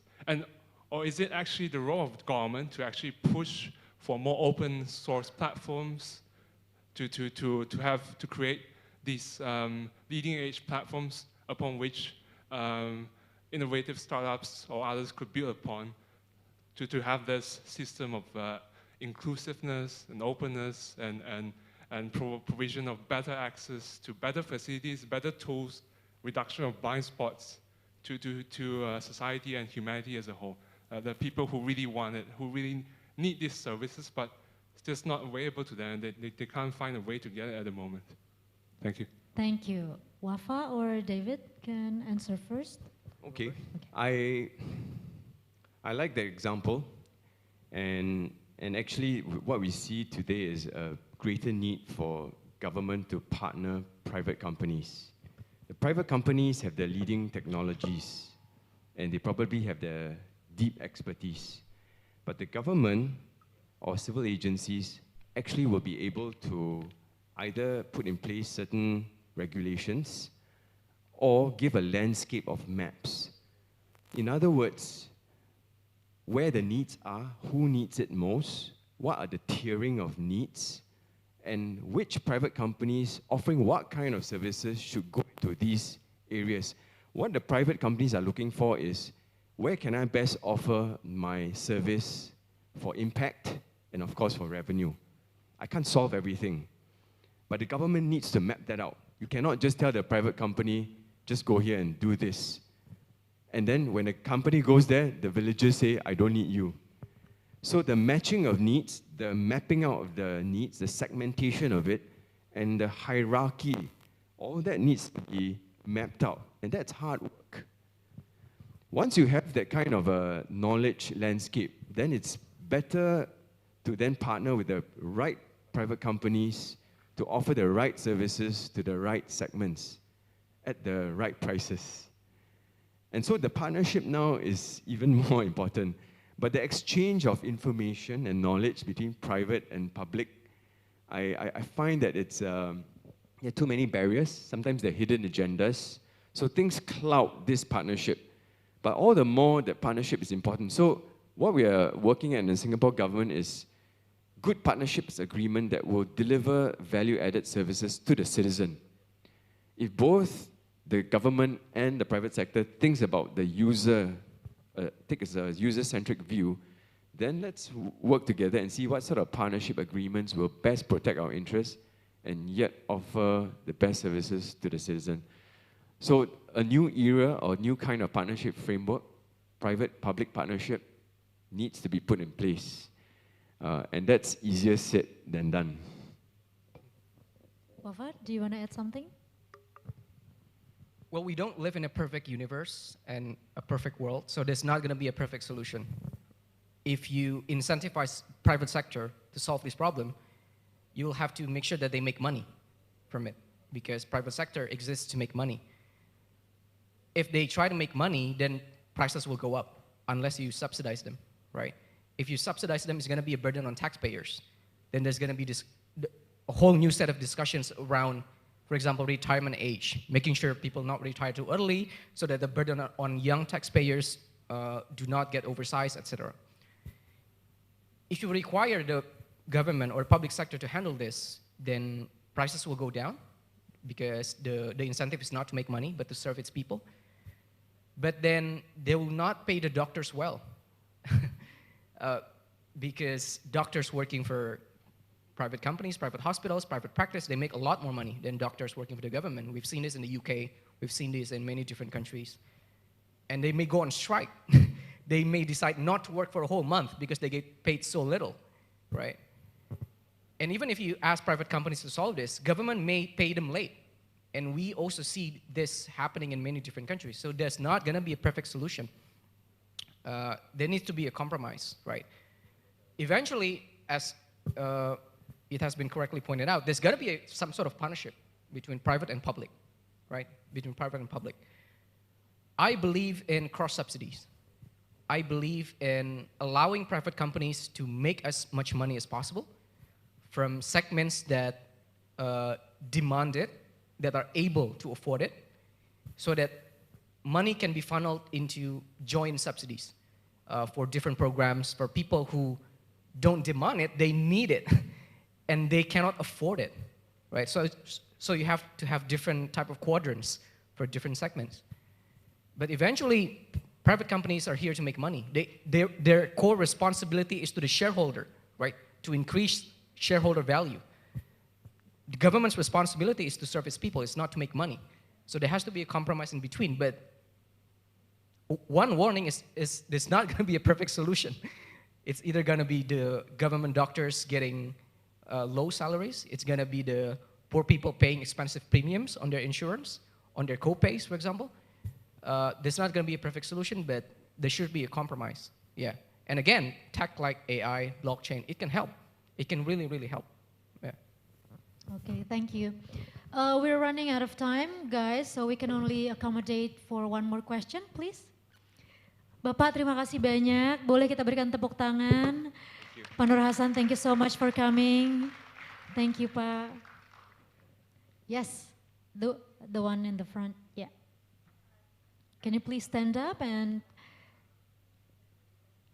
check? Test. All right. Thank you so much for the opportunity, David and Wafa. I would like to say thank you for the talk that you have given to us. And my name is Ray. I am a social political student. And one thing that interests me about your talk is especially when David said about democratizing technology, right? So my question would be, how can we balance the need for innovation and creativity with the need for a responsible and ethical design of AI? And with all this innovation that we're currently having right now in the sector, me personally having an interest in the education sector itself, I'm actually pretty curious, like when it comes to the stakeholders in the education sector, who is it that is supposed to make the first move, especially when talking about that balance between innovation and also ethics? Thank you, that will be it. Thank you, Ray. Oh, that was a big question. This is you. This is all you. So, sorry, Rafa. What was the question exactly again? What's the balance? Balancing between the need for innovation and creativity with ethics, especially when it comes to AI. It's pretty much undiscovered, right, at the time being. Okay, and you're specifically referring to students? And the balance in the education system, as well as like who makes the first move to adopt these kind of things? Yes, that's right. Okay. Okay, I mean, my observation is that at least for the Singapore side, the education sector or ministry that looks after education normally is a slight lag time behind the industry. And that's for good reason, because the Ministry of Education is extremely protective of its students. And so you ask about ethics, but I think they're looking at it more from the human development angle. So, for example, how much technology should we be using in the classrooms? What kind of a proportion? Are they spending too much time on screen? What are the possible vectors of influence that are coming through the online channels? And therefore, how much exposure should we give, especially in the formalized schooling space inside the schools? So the adoption is not balanced so much by ethics, but the probable impact on youth development and how much of it should be balanced in that sense. So I will not say that the Education Ministry is a slow mover, but it's a careful mover. So in Singapore, we have adopted student learning spaces.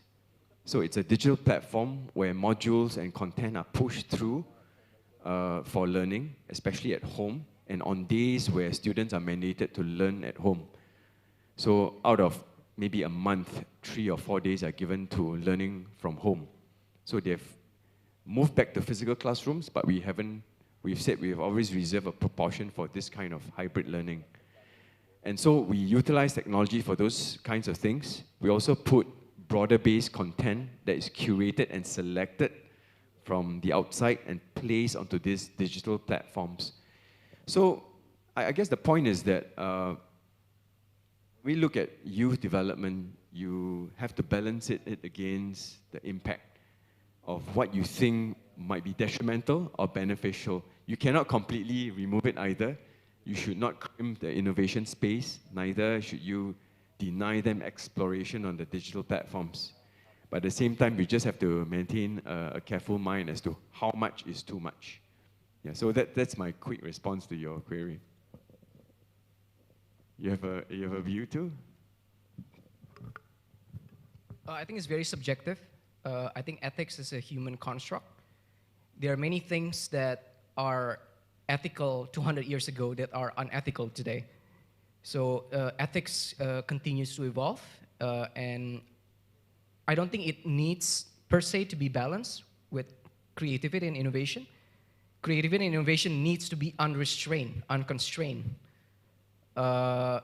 It should be let free. It should reign free, because only then humanity will progress. I think ethics discussions naturally evolve as humanity progresses. And to your question, who should make the first move? I think there's always going to be the innovator making the first move, right? If a good person innovates, then hopefully he or she, will think about ethics when the person is innovating and is aware of how discussions surrounding ethics will evolve as the innovation continues, right? But a bad person can also innovate. Innovation comes in many different forms.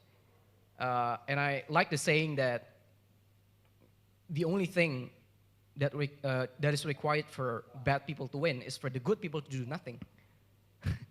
Good people don't even need to obstruct the bad people. They just need to do nothing. And bad people will take care of the rest.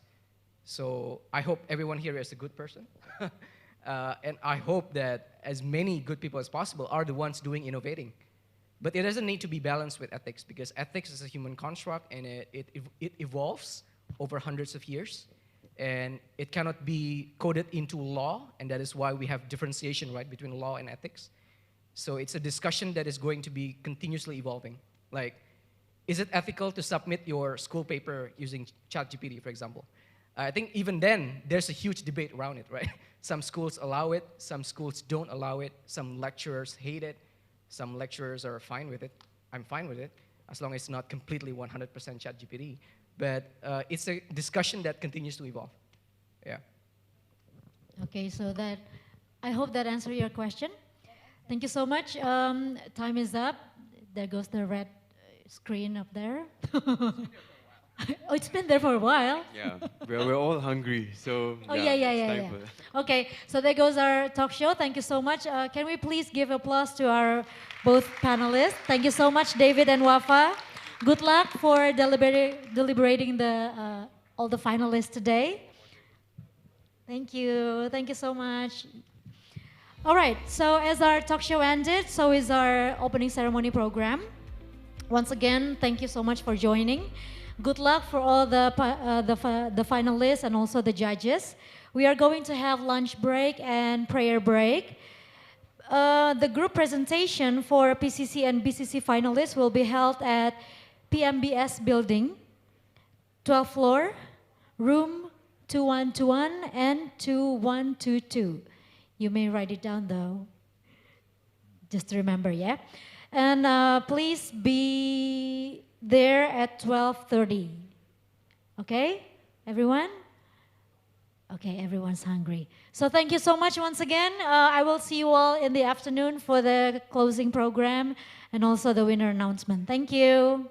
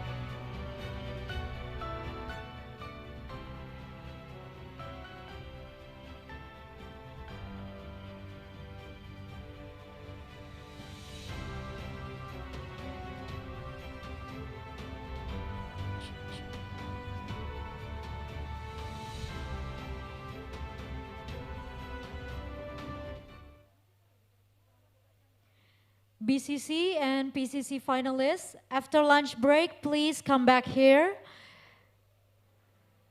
Once again, for the BCC and PCC finalists, after lunch break, please come back here to wait for the information afterwards. Thank you.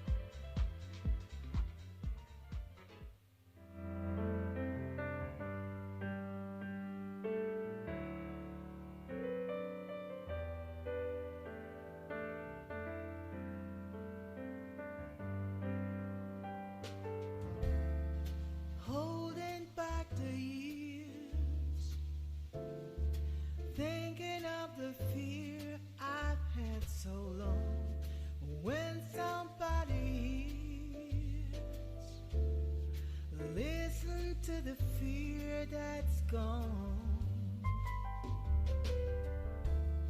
strangled by the wishes of Peter, hoping for the arms of Mater. They get to me the sooner of later.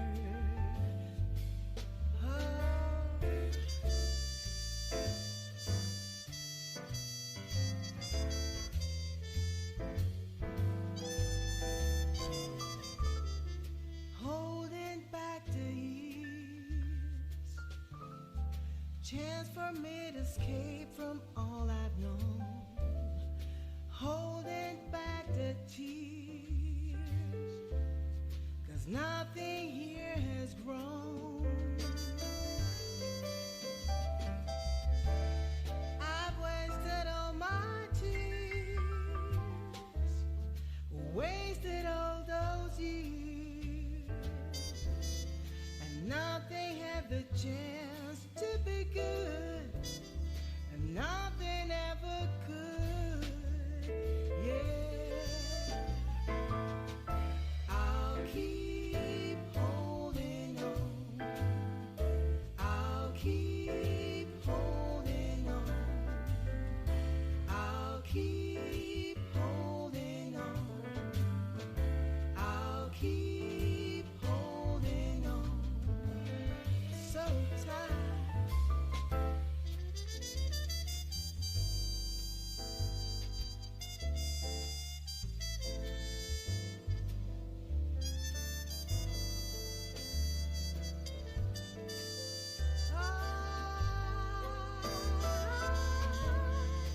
Wasted all my tears, wasted all those years, and nothing had the chance to be good, 'cause nothing ever could. Oh yeah, oh yeah. I'll keep holding on. I'll keep holding on. I'll keep holding on. I'll keep holding on. Holding, holding, holding on. Yeah, yeah, yeah, yeah, yeah, yeah.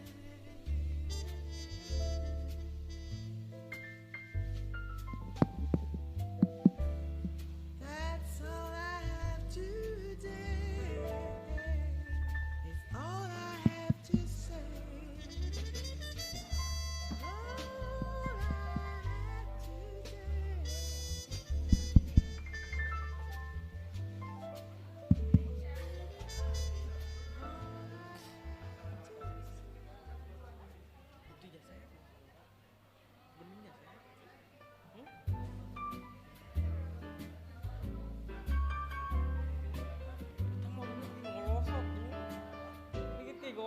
When you're really far, can look in the eye. You're just like an angel. Your skin makes me cry. You float like a feather in a beautiful world. I wish I was special. You're so very special, but I'm a creep and I'm a widow. What the hell am I doing here? I don't belong here.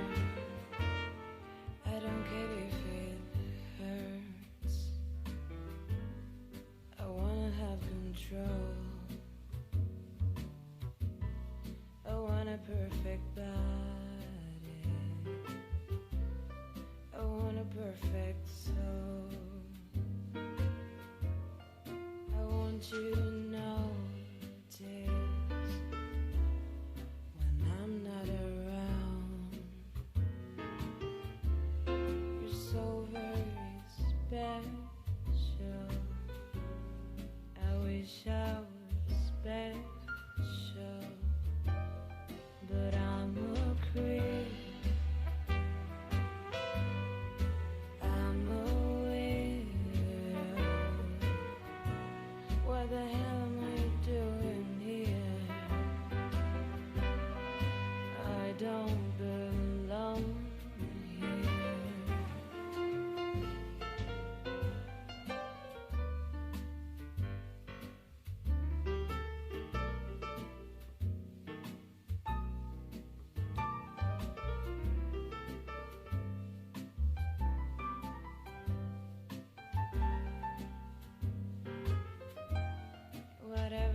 you happy.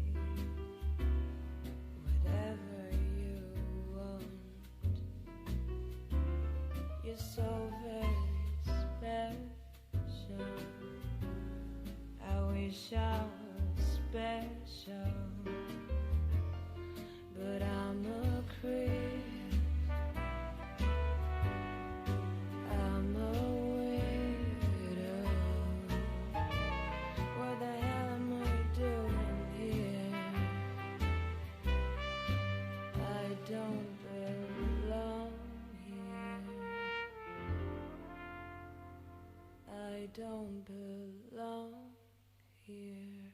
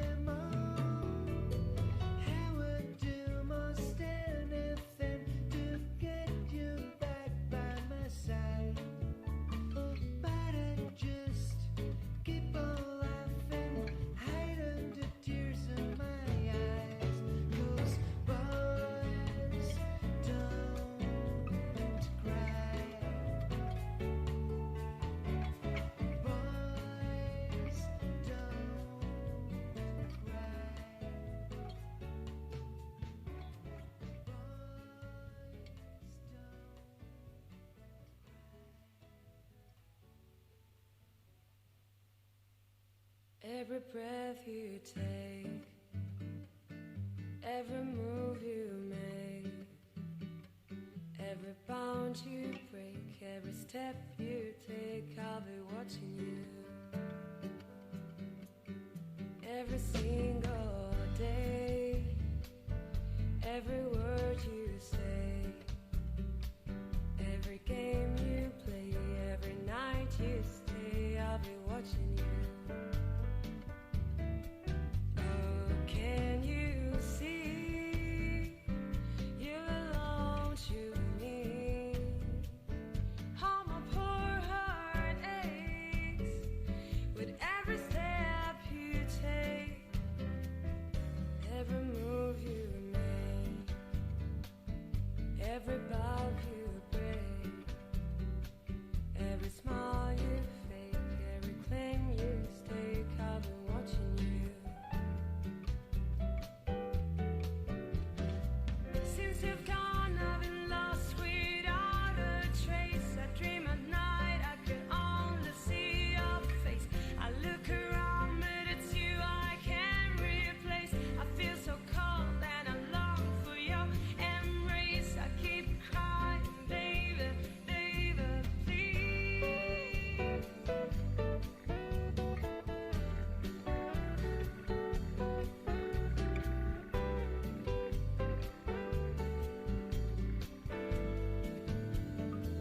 Oh, can't you see you belong to me?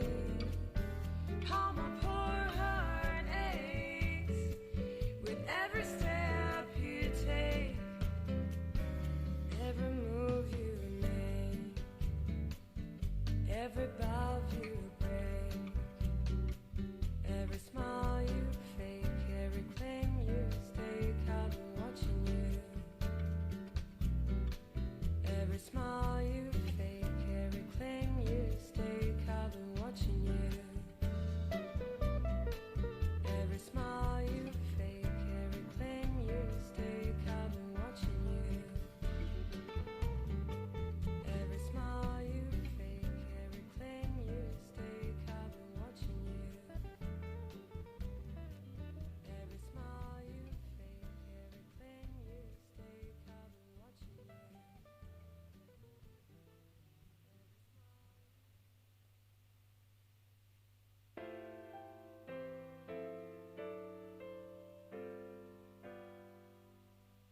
You will not in a little toy shop buy bag balloons with the money we've got. Set them free at the break of dawn.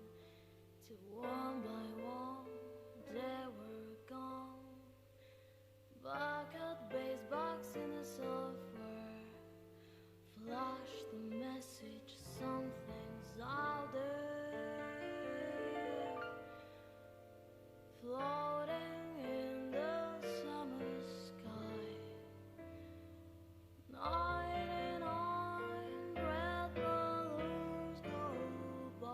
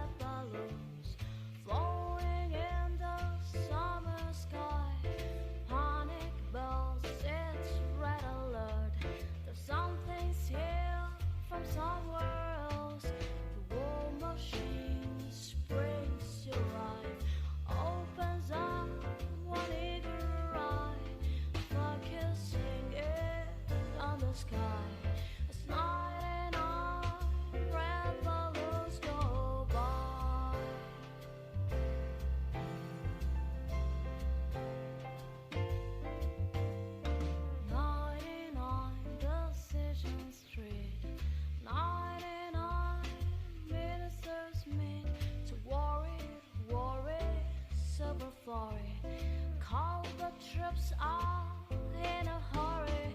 This is what we've waited for. This is it, boys.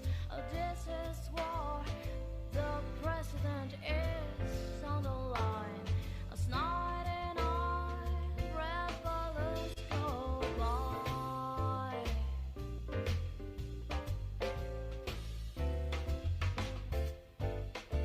99 nights of the air, by super high-tech jet fighters.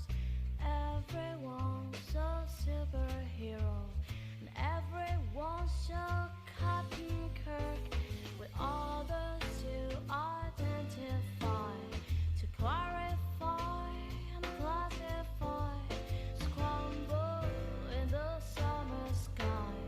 It's 99 red balloons go. 99 dreams I have had, and everyone a red balloon. It's all over and I'm standing pretty in this dust that was a city. If I could find a souvenir just to prove the world was here, and here is a red balloon. I think of you and let it go.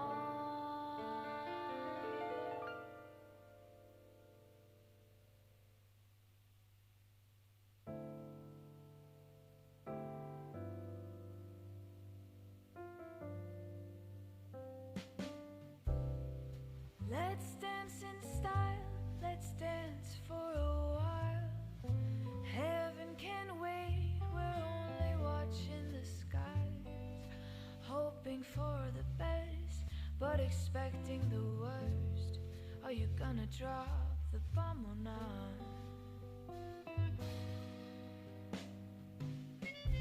Let us die young or let us live forever. We don't have the power, but we never say never. Sitting in a sandpit, life is a short trip. The music's for the sad man.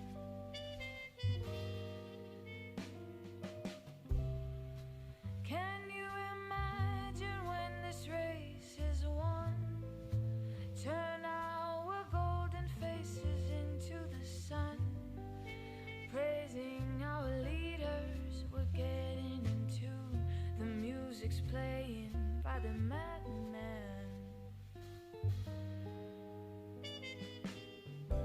Forever young, I wanna be forever young. Do you really want to live forever? Forever and ever. Forever young, I wanna be forever young. Do you really want to live forever and ever and ever and ever young?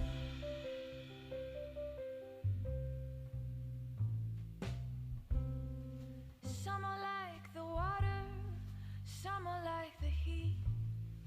Some are a melody and some are the beat. Sooner or later, they all will be gone. Why don't they stay young?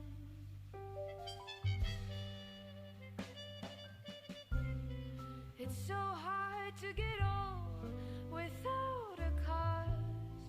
I don't want to perish like a fading horse. Youth's like diamonds in the sun, and diamonds are forever.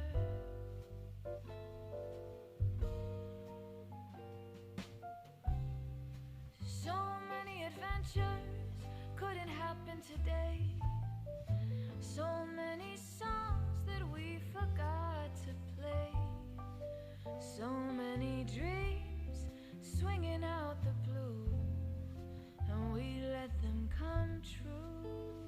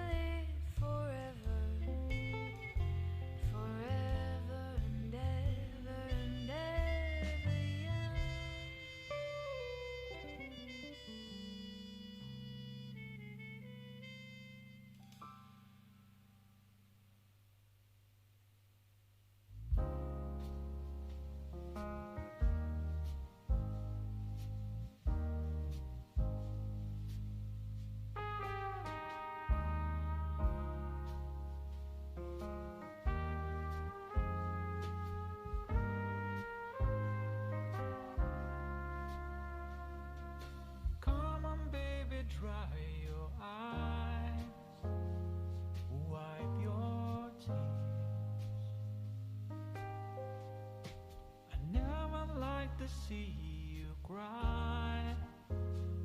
Won't you please forgive me?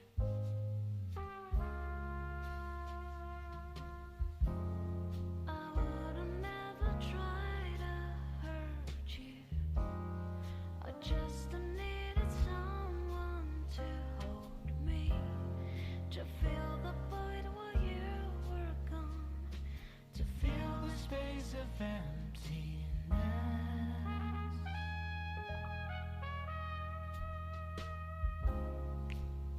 I'm only human, a flesh and blood are made.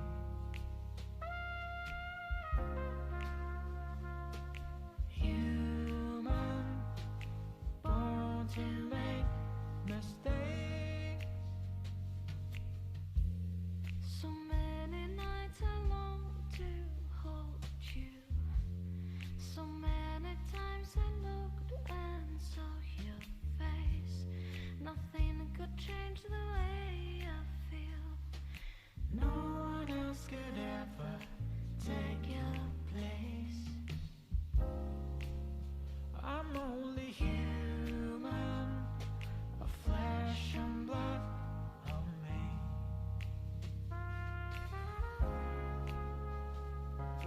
Human, born to make mistakes. The tears I cry aren't tears of pain. They're only to hide my guilt and shame. I forgive you. Now I ask the same of you. While we were apart, I was human too.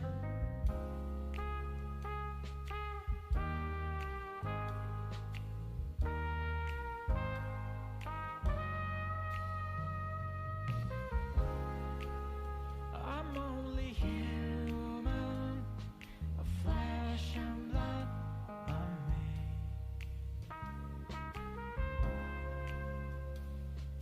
Human, born to make mistakes.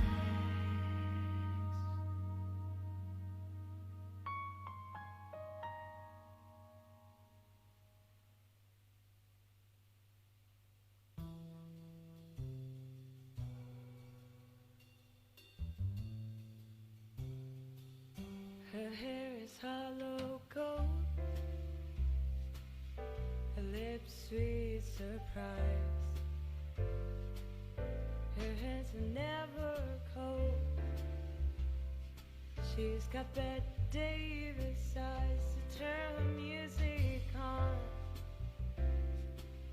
You won't have to think twice. She's pure as New York snow. She's got Bette Davis eyes, and she teases you, she unease you, all the better just to please you. She's precautious, and she knows just what it takes to make her problem. She got Greta Garbo, stand up side. She's got Bette Davis eyes.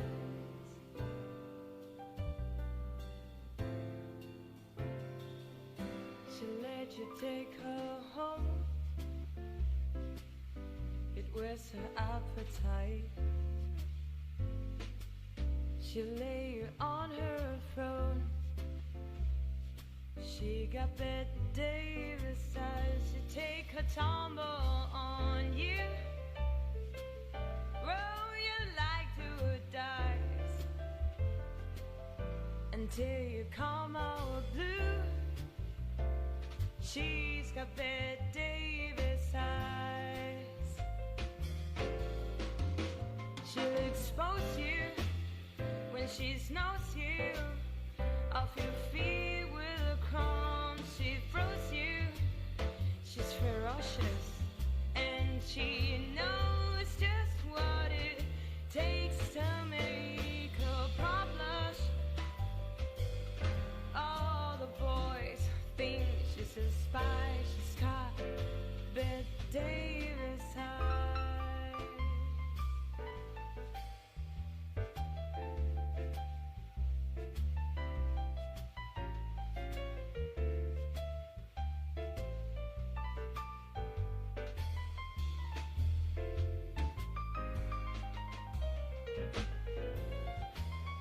And she'll tease you, she'll needs you, all the better just to please you. She's precautious, and she knows just what it takes to make her problems. All the boys think she's a spy. She's got Bette Davis eyes.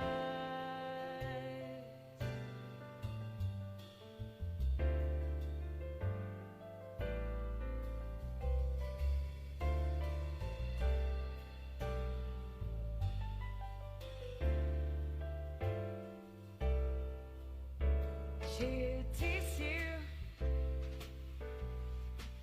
she'll needs you, just to please you. She's got Bette Davis eyes.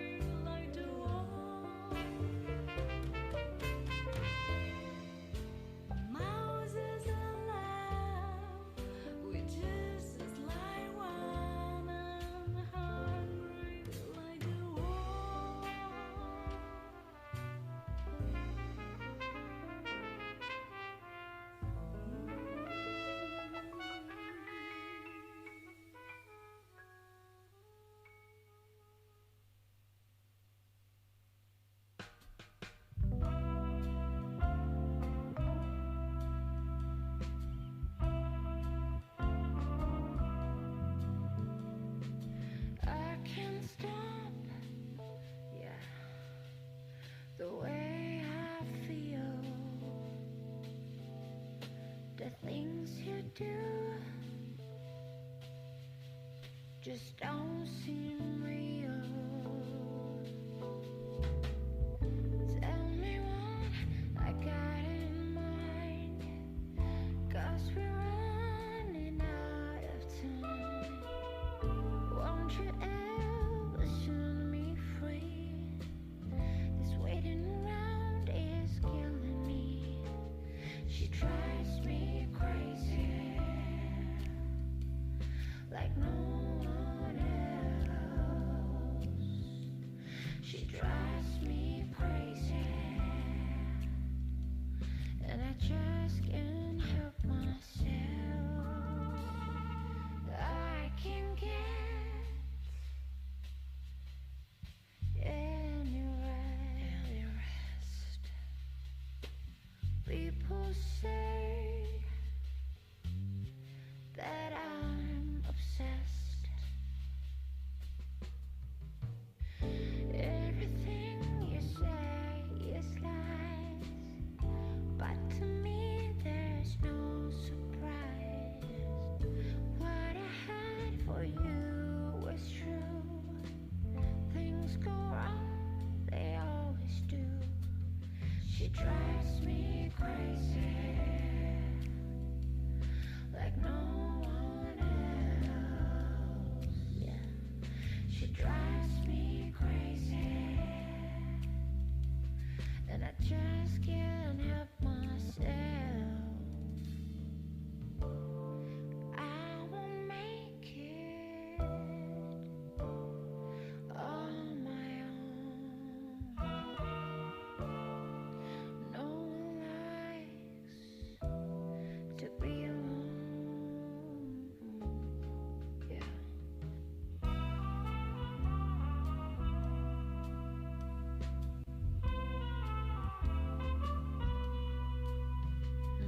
She drives me crazy, like no one else.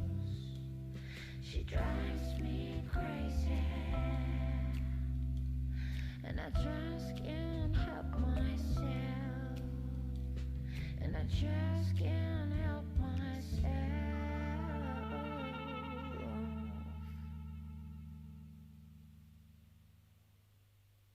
Why do birds suddenly appear every time you are near? Just like me, they long to be close to you. Why do stars fall down from the sky every time you walk by? Just like me, they long to be close to you.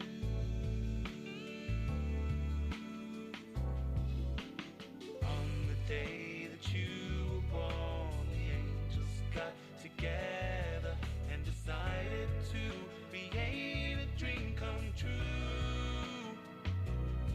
So they sprinkled moon dust in your hair, of golden starlight in your eyes of blue.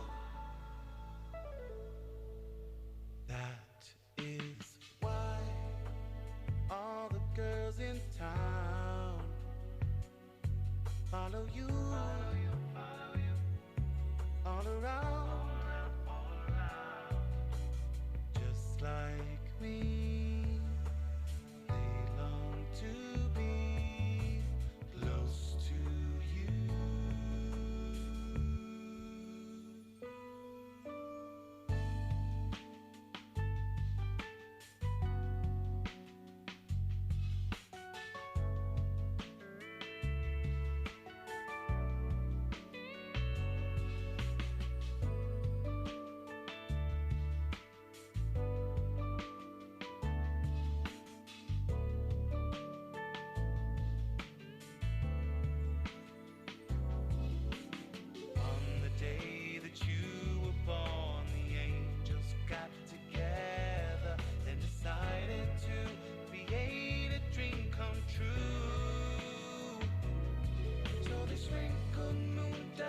your hair of golden starlight, in your eyes of blue. That is why all the boys in town follow you all around, just like me. They long to be close to you,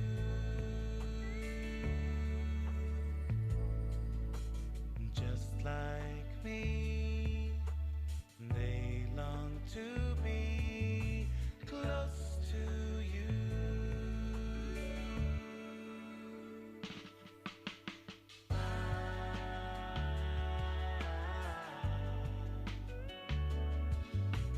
Close to you.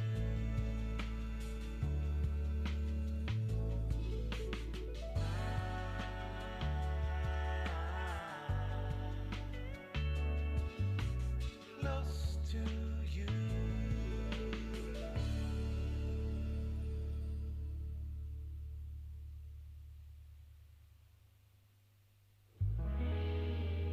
I heard you crying loud all the way across town, 'cause you've been searching for that someone, and it's me out on the prowl. She sat around feeling sorry for yourself. Well, don't get lonely now, and dry your whining eyes, I'm just roaming for the moment. Slee's in my backyard, so don't get so uptight. You've been thinking about ditching me. No time to search the world around, 'cause you know where I'll be found when I come around.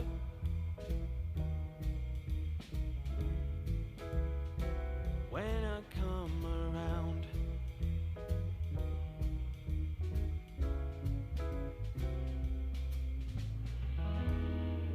Well, I've heard it all before, so don't knock down on my door,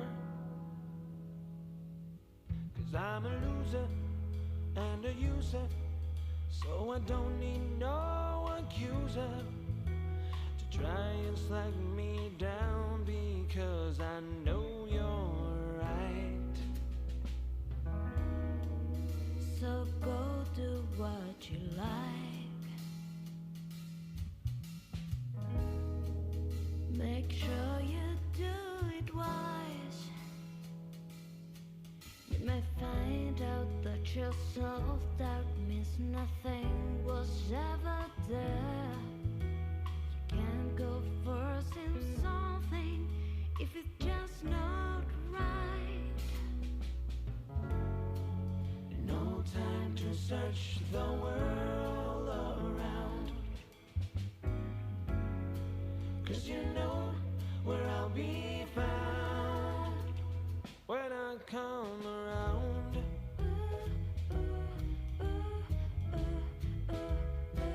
When I come around. When I come around.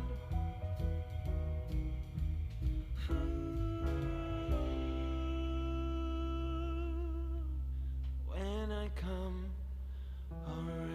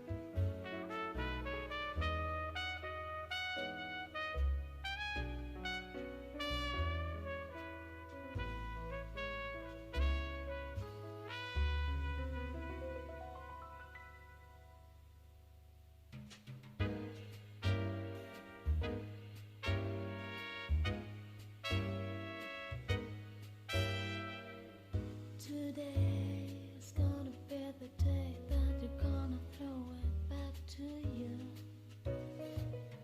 By now you should have somehow realized what you gotta do. I don't believe that anybody feels the way I do about you now. Back there, the word is on the street that the fire in your heart is out. I'm sure you had it all before, but you never really had a doubt. I don't believe that anybody feels the way I do about you now. And all the roads we had to walk are winding, and all the lights that lead us, they're are blinding. There are many things that I would like to say to you, but I don't know how.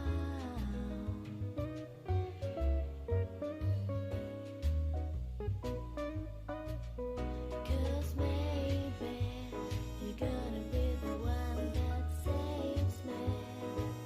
And after all,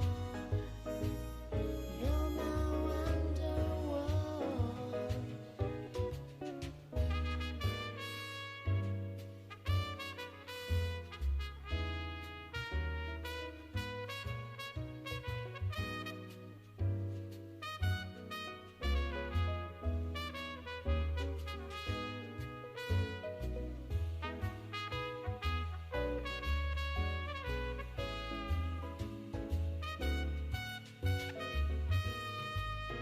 And all the roads that lead us, they're are blinding. And all the lights that light the way are blinding. There are many things that I would like to say to you, but I don't know how.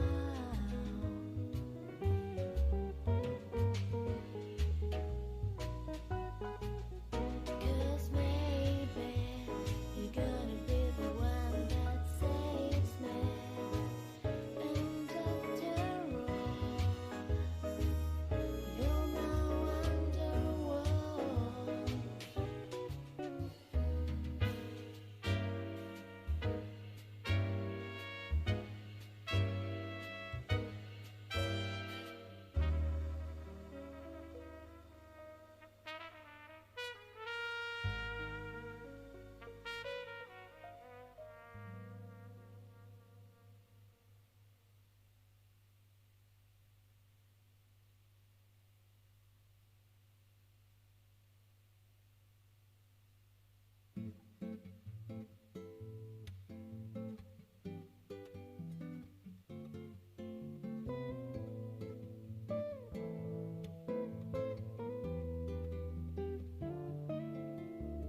You and me, we used to be together, every day together, always.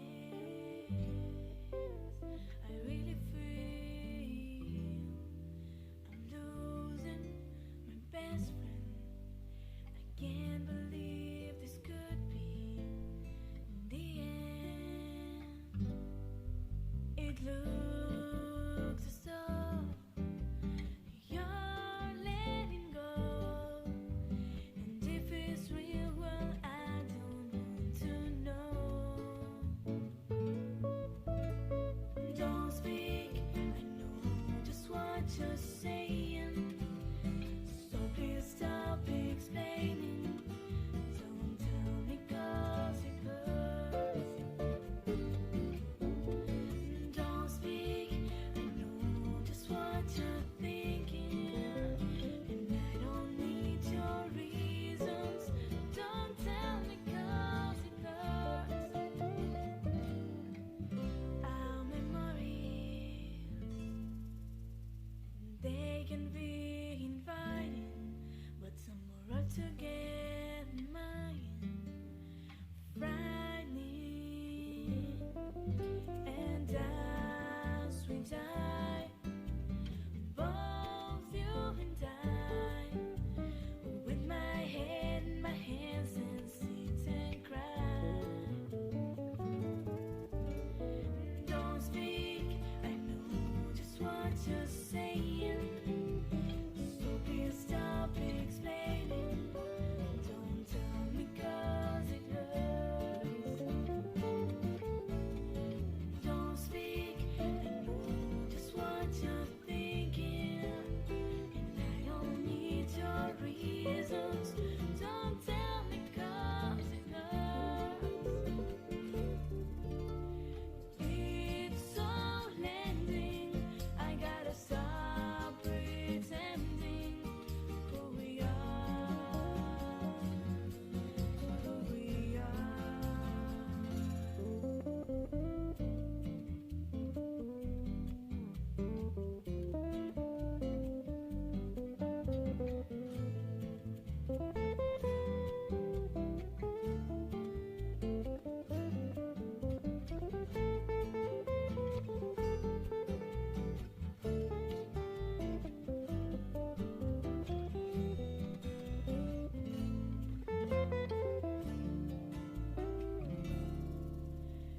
You and me, I can see you sighing. Are we? Don't speak, I know just what you're saying. So please stop explaining. Don't tell me 'cause it hurts. Don't speak, I know just what you're thinking. And I don't need your reasons. Don't tell me 'cause it hurts. Don't speak.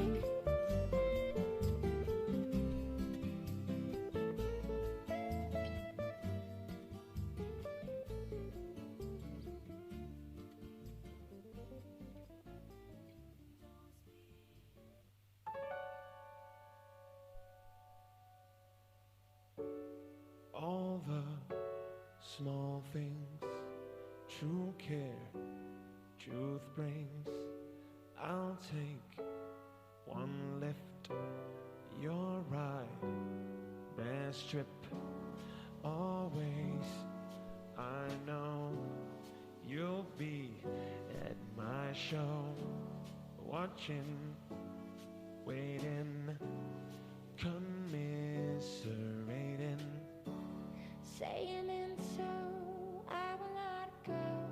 Turn the lights off, carry me home.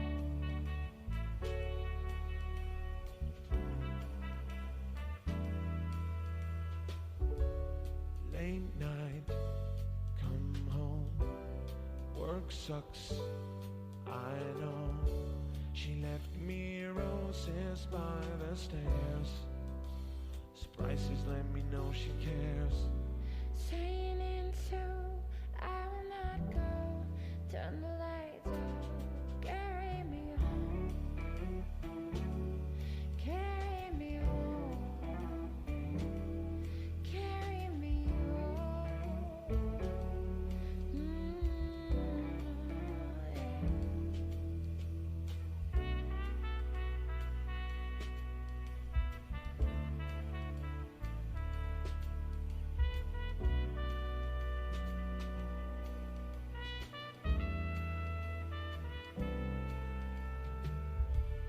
Saying and so I will not go. Turn the lights off, carry me home. Keep your head still, I'll be your thrill.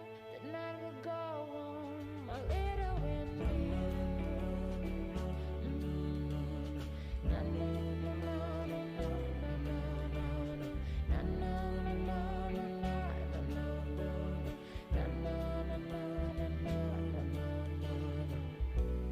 Keep your head still, and I'll be your thrill.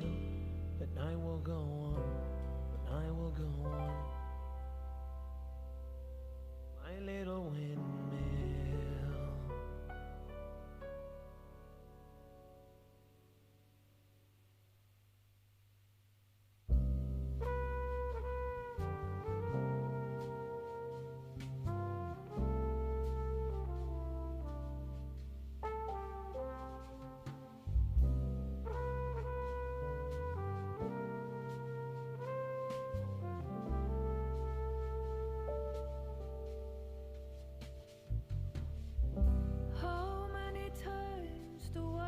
try, tell you that I'm sorry for the things I've done. When I start to try to tell you, that's when you have to tell me, hey, this kind of trouble's only just begun. I tell myself too many times, why don't you ever learn to keep your big mouth shut? That's why it hurts so bad to hear the words that keep falling from your mouth. Falling from your mouth. Falling from your mouth. Tell me why.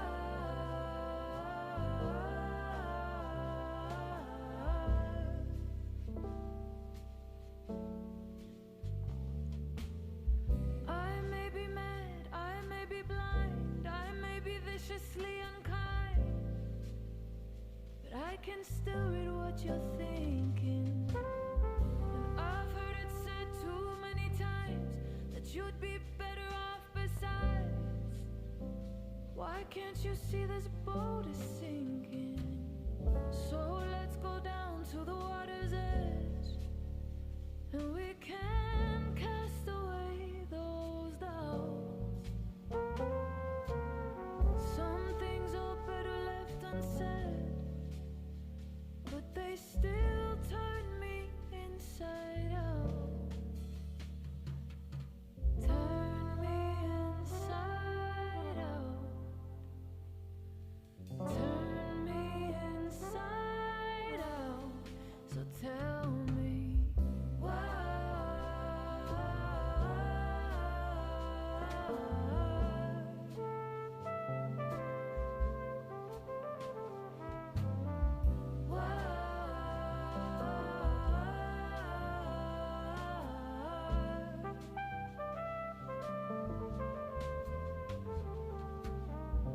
This is the book I never read.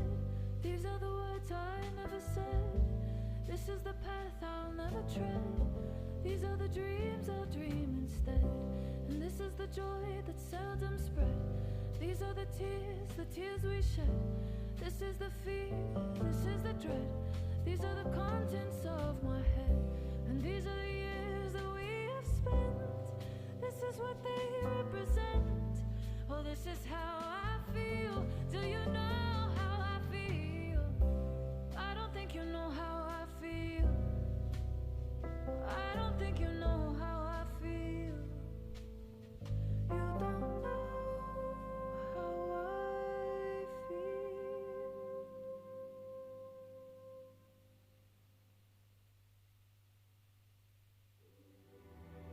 Give me time to realize my crime.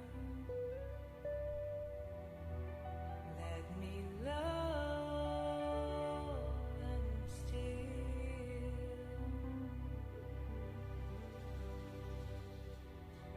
I had danced inside your eyes. How can I be real? Do you really want to hurt me? Do you really want to make me cry? Precious kisses worth and burn me. Lovers never ask you why. In my heart, a fire's burning. Choose my color, finest star. Precious people always tell me there's a step too far. Do you really want to hurt me? Do you really want to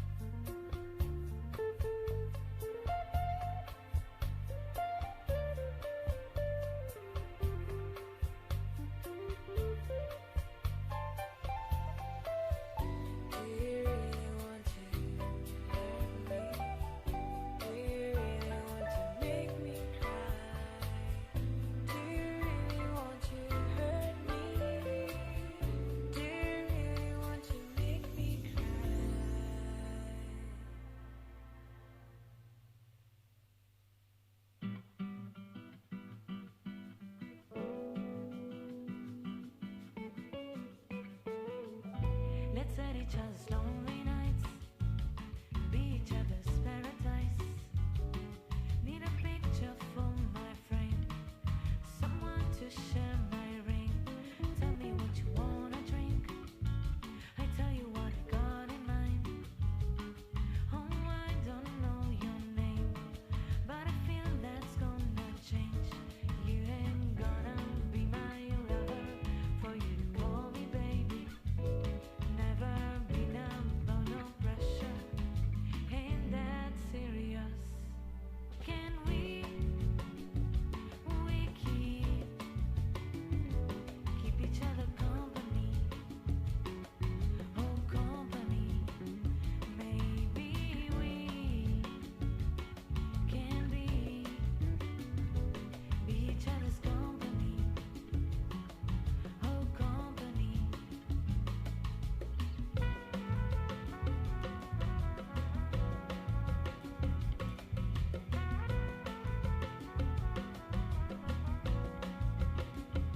It ain't about the complications, I'm all about the elevation.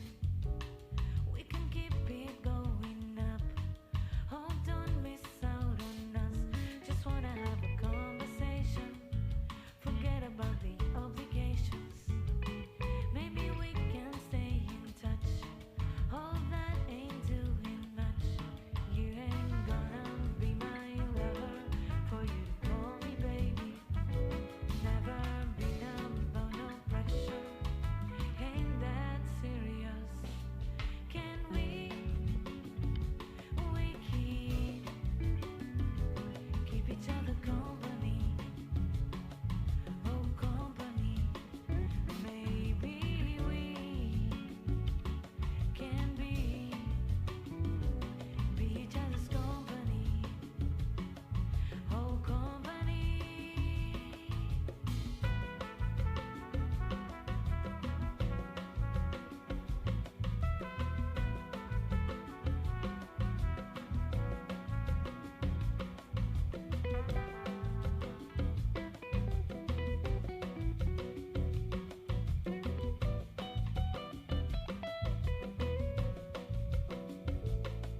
Can we keep each other's company? Oh, company.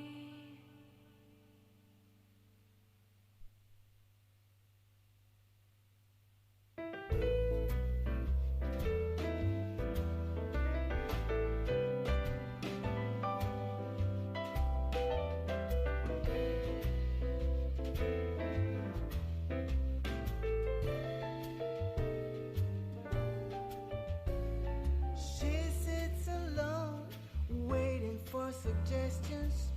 He's so nervous, avoiding all her questions. His lips are dry, her heart is gently pounding. Don't you just know exactly what they're thinking? If you want my body and you think I'm sexy, come on, sugar, let me know. If you really need me, just reach out and touch me. Come on, honey, tell me so, baby.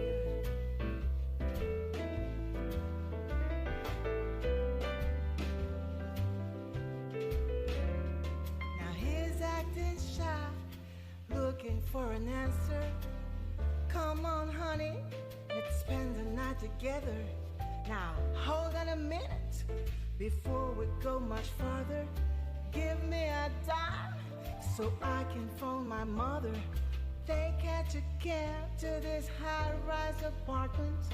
At last he can tell her exactly what his heart meant. If you want my body and you think I'm sexy, come on, sugar, let me know. If you really need me, just reach out and touch me. Come on, honey, tell me so. Oh, no.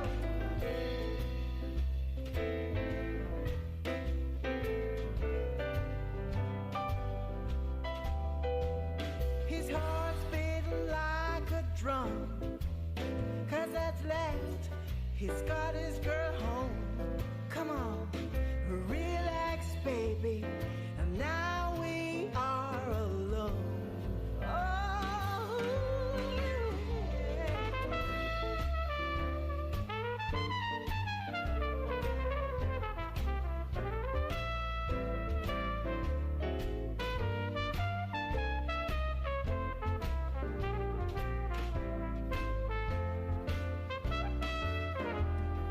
they wake up down, 'cause all the birds are singing. Two total strangers, but that ain't what they're thinking. Outside it's cold, misty, and it's raining. They got each other, neither one's complaining. He says, I'm sorry, but amount of milk and coffee. Never mind sugar, we can watch the early movie. If you want my body and you think I'm sexy, come on sugar, let me know. If you really need me, just reach out and touch me. Come on honey, tell me so. Oh,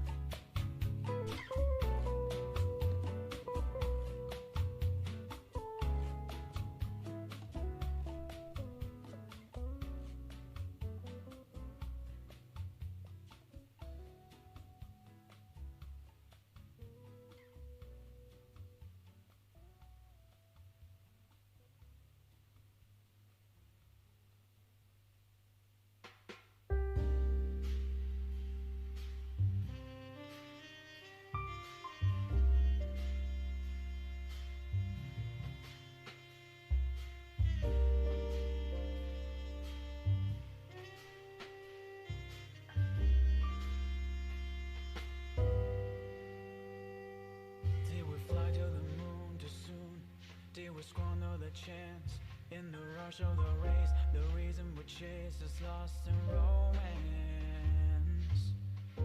and still we try to justify the waste for a day's immense greatest adventure. I blame you for the moonlit sky and the dream that died with the eagle's flights. I blame you for the moonlit nights when I wonder why all the seas still dry. Don't blame this sleeping satellite. Have we lost what it takes to advance? Have we picked too soon? If the world is supreme, then why does it scream under a blue moon? We wonder why. If the earth sacrificed for the prize of its greatest treasure. I blame you for the moonlit sky and the dream that died with the eagle's flights.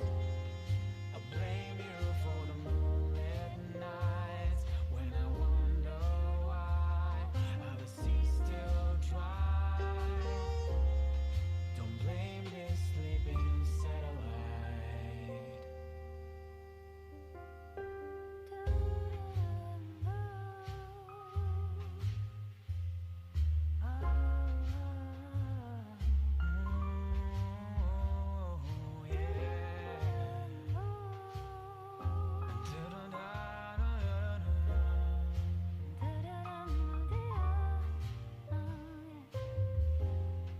Don't blame this sleeping satellite.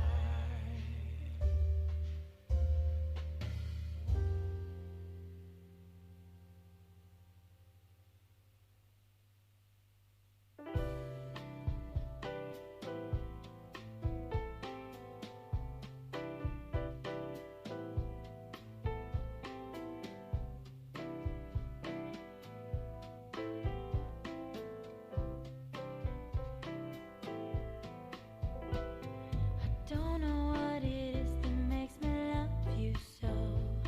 I only know I never wanna let you go. 'Cause you've started something, how can't you see? That ever since we met you had a hold Le, on hey, me. hey, hey. It happens to be true. I only wanna be with you. Cabut. Oh iya, pakai 58 hala. Doesn't matter where you go or what Cik, you ini monitor mana ya? wanna Hei, spend each moment of hei. the day with you. Iya, iya mana? Cik. What has happened? But just one kiss. I never knew that I could be in love like this. It's crazy, but it's true. Cik, le, si, a, hei, hei, a.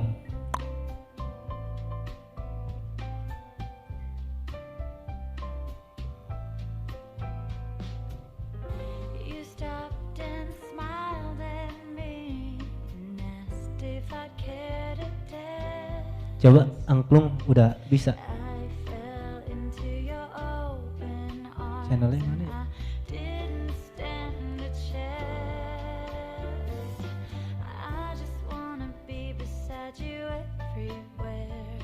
As long as we're together, honey, I don't care. 'Cause you've started something, how can't you see? That ever since we met you had a hold on me.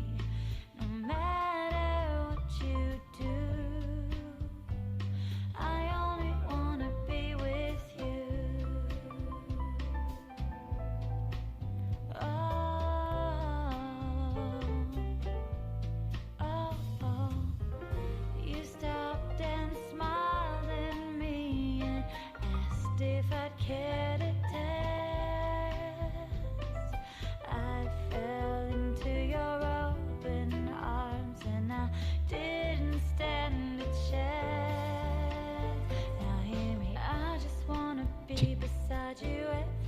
Cek.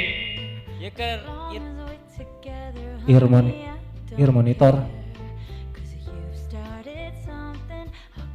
Ear monitor output. Jeung ear output.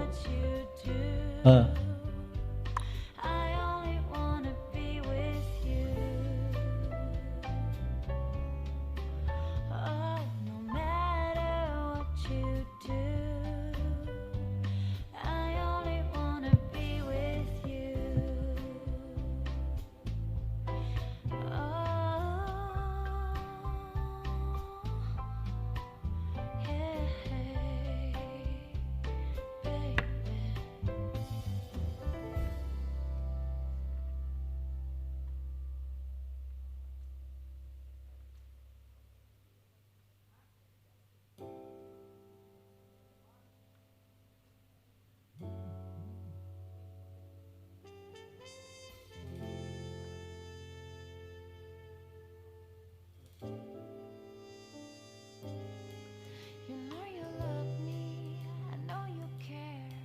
Just shout whenever, and I'll be there. You are my love, you are my heart, and I will never ever be apart. So reuniting, girl, quit playing. We're just friends, what are you saying? Said there's another, look right in my eyes. My first love broke my heart for the first time, and I was like, baby, baby, baby, ooh, oh, baby, baby, baby, ooh, baby, baby, baby, ooh. Thought you'd always be mine. For you, I would have done whatever, and I just can't believe we ain't together. And I wanna play it cool, but I'm losing you. I'll buy you anything, I'll buy you any ring, and I'm in pieces, baby fix me. And you shake me till you wake me from these bad dreams. I'm going down, down, down, and I just can't believe my first love won't be around. I'm like, baby, baby, baby, ooh, like baby, baby, baby, no, baby, baby, baby, ooh, thought you'd always be mine, baby, baby, baby, ooh, like baby, baby, baby, no, like baby, baby, baby, ooh, thought you'd always be mine, mine.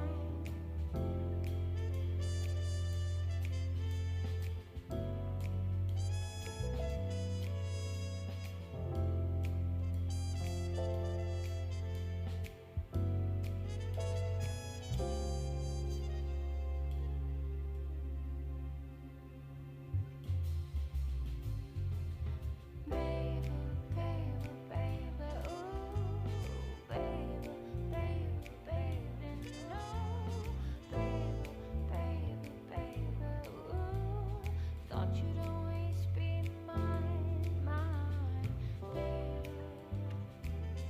Now I'm all gone. Now I'm all gone.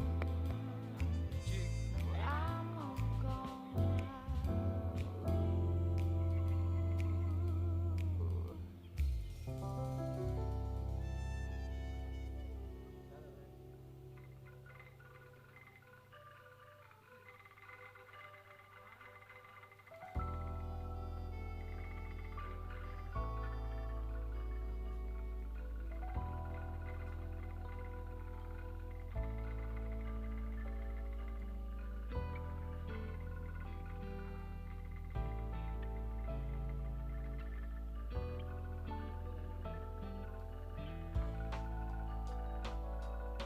Riders on the storm. Riders on the storm. Until this house we're born. Until this world we're from.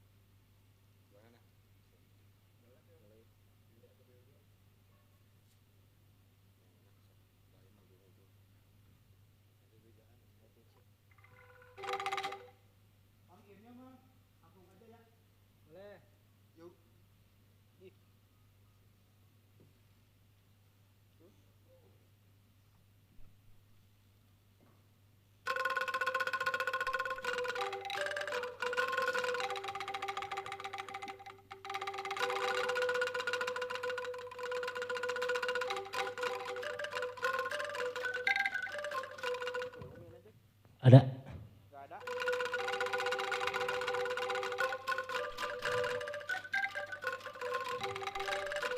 Masuk.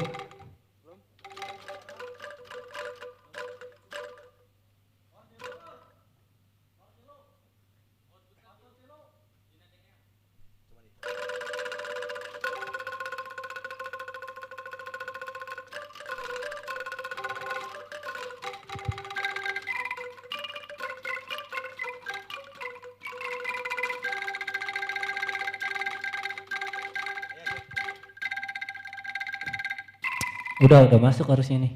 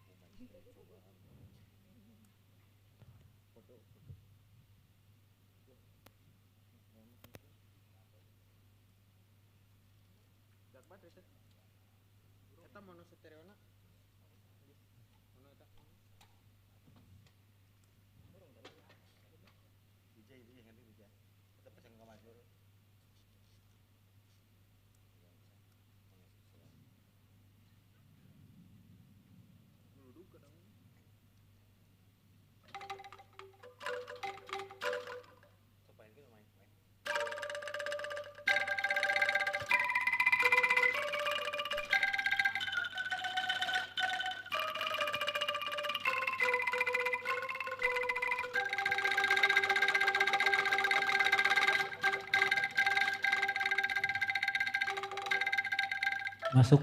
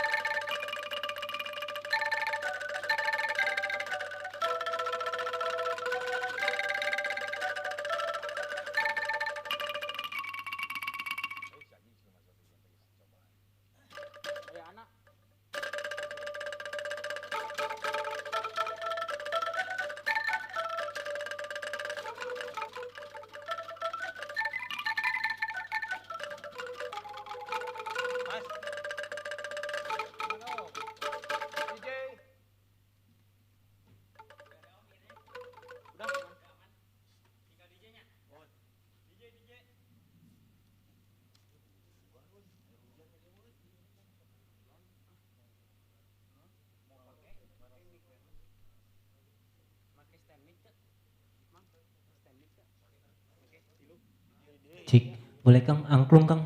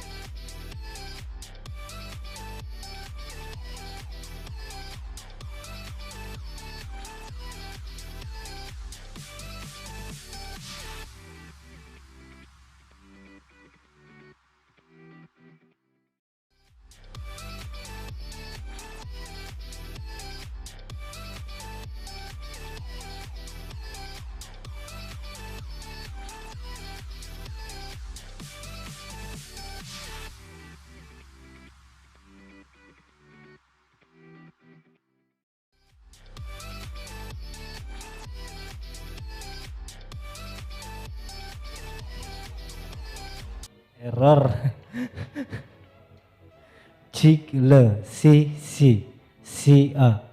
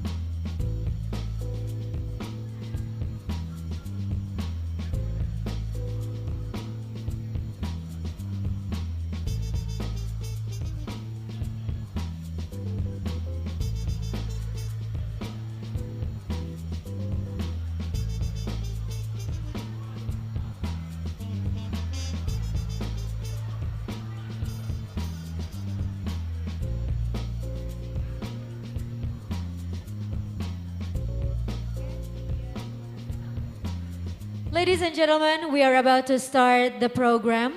Please be seated. Thank you.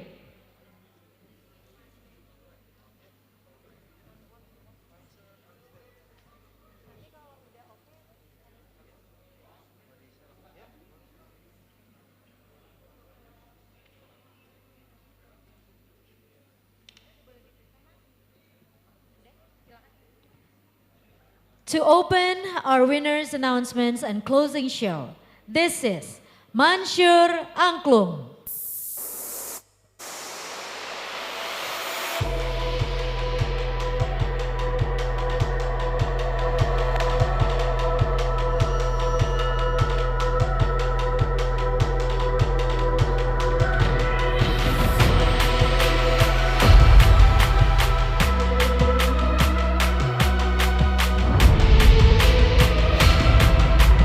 Bring Angklung to the next level.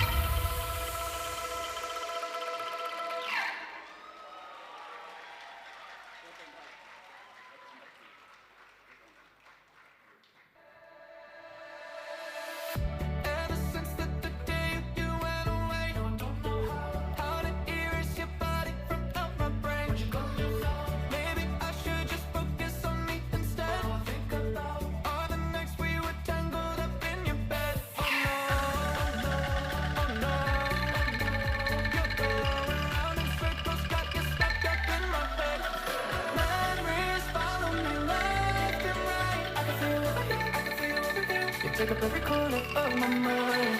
Your love stays with me day and night. I can feel you every day, I can feel you every day. You take up every corner of my mind.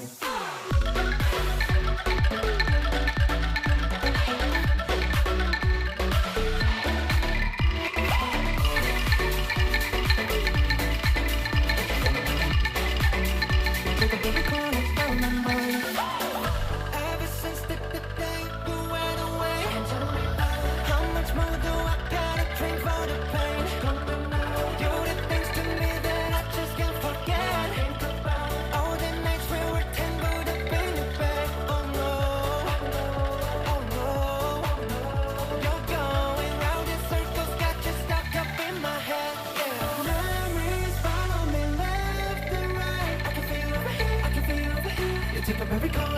my mind.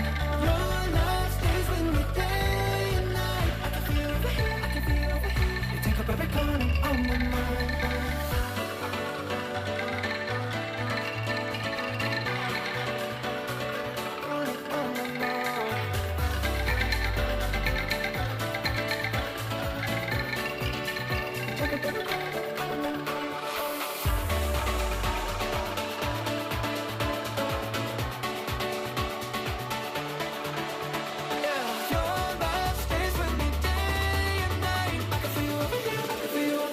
Take up every corner of my mind.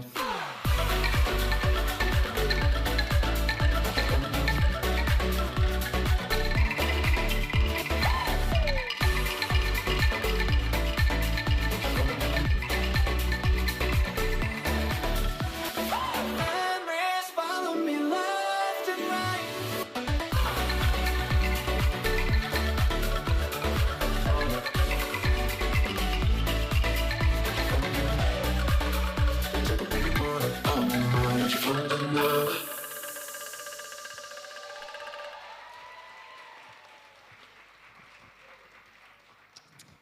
Selamat sore semuanya. Good afternoon. Aduh, ternyata banyak banget di sini. Ada 20.000 penonton. Tepuk tangan buat kita semua. Okay, let me introduce myself. My name is Prasetiya, and I'm from Bandung, which is this instrument place. This called angklung. You know angklung? Wait a minute. Okay. And I'm the pioneer of angklung between electronic music. Give applause for Angklung Indonesia. And I'm last month, I go to United States of America, and we will be perform at Europe next month. Wish me luck, okay? And then saya bakal kolaborasi, I will collaboration with finalist of Indonesian Idol. His name is Putri Anastasia. Give applause for Putri. Good afternoon. Hello, my name is Putri Anastasia and I'm with Mansur Angklung and DJ Henry. So this is I Love You 3000 by Stephanie Putra. Let's sing together, okay?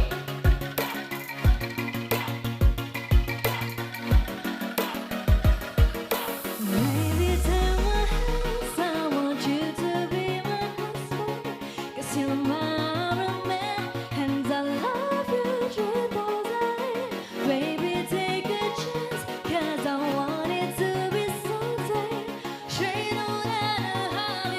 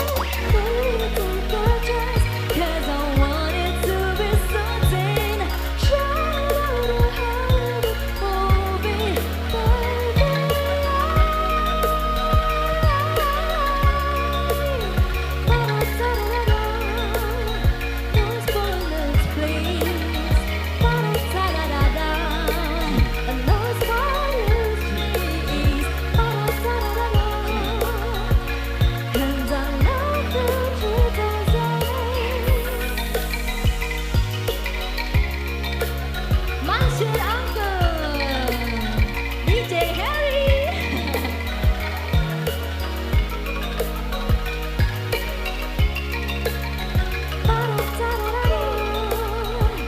And I love you, 3000.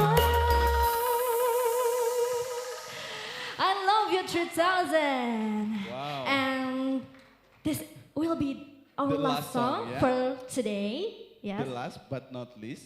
Yes. Because you can invite me again here, okay? Okay. And I will be perform with rapper hip hop from West Java. Sorry, Sundanese can speak V of F. West Java. West Java. Okay, this is Abit Bite. Please welcome. What's up, what's up, what's up? Come on, let's go. I know you're gonna love this song. Saya ingin semua yang ada di sini, raise your flag, Lemo. Let's go. Put your hands up in the air. And sing with us. Let's go. This your moment. Come on. Yeah, yeah. Mansur Uncle. Let's go. Sing together with us. Hey, hey, hey, hey. Come on, come on, come on. I know you love this song. Sing it, everybody, let's go. Give it up, give it up, give it up, give it up, give it up, yo. Rise up, back. Move around. To the left, to the right, to the left, to the right, to the left, to the right, to the left, to the right, to the left. Let's go. Everybody, everybody. 1, 2, 3, go. Mansur Uncle. Yeah, yeah, yeah. Let's go. Hey, hey.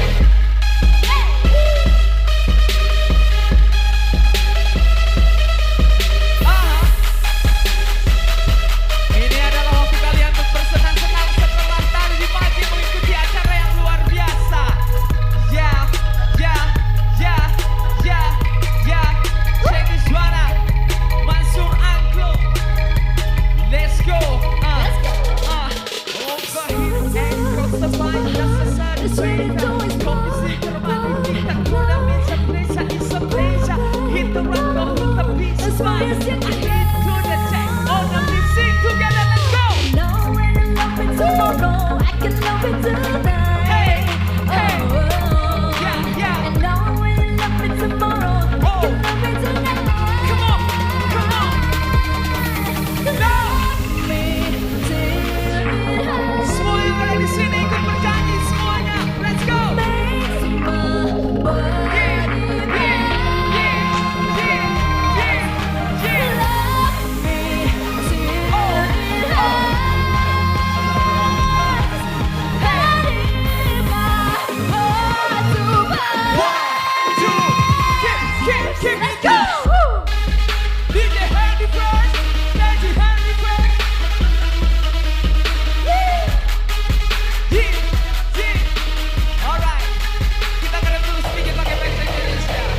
Sampaikan salam untuk seluruh pemuda ASEAN yang ada di sini semuanya supaya bahagia.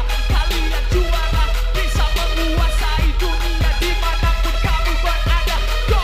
Saya ingin semua yang ada di sini untuk bersama-sama kita raise your flag. Thank you. Thank you very much. We are Mansur Angklung, Abit Bite, Yes. Putri Anastasia, and And Hendy DJ Verstia. Henry. Thank you very much. Terima kasih semuanya. Please once again give applause for Mansur See you, see you, Uncle. see you. Okay, before you guys go, can we, Mansur, let's have a chit chat here. Okay, Okay. of course. Madam. I'm still young, you know. Okay. Young at heart. Mademoiselle. Oh, mademoiselle. You said this is a new collaboration. Yep, of course. Angkung, we know Between- it's very traditional. From Yep. West Java tadi ya? West Java. West Java. Yeah. Okay, it's actually West Java by the way. And this is a DJ. Yes, electronic dance music. Is it hard to collaborate with these No. two instruments? It's not hard, but it's expensive. because culture of Indonesia is very much bigger from other country maybe. Okay. Because Indonesia have language, Yes. culture, Yes. music, and many more. Angklung is the intangible heritage from Indonesia. Big applause for Angklung Indonesia. Yay! And you went to the US last Yep. month, and you're Last going. month with Ibit Beat A. Yes, Wow. We have USA tour to Uh-huh. New York, Washington DC, and New Hampshire. Wow! So this is you speaking English is not a problem, No, yeah? Sawadikap. He also speaks Thailand. Wow. Okay. Yep. Can we please once again give applause for them? Good luck for the US tour and Okay. everything. Okay, Thank you see so you. much. Can They're you take- going back to Bandung, by the way, right now after this, Okay, yeah? because I have event. Follow tonight. me on Instagram. Yeah. At Mansur Ebit BA, Angklung, yeah? okay? And Ebit Ebit BA. BA, Thank okay. you very much. Thank you so much. Yay! Welcome back, guys. How was the judging? Hey? Yeah? Really? It's a long session. From the morning, I mean from lunch break, and after 5 p.m. What do you feel right now? Tired? And then? Are you guys excited to know who's the winners? Yeah, okay, so this is the time to know about the winner announcements, BCC and also PCC.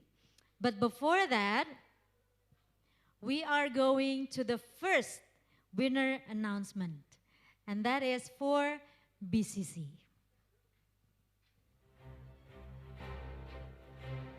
Whew, BCC finalist. Deg-degan langsung ya. Business Collaboration Competition winners. Third place goes to, congratulations to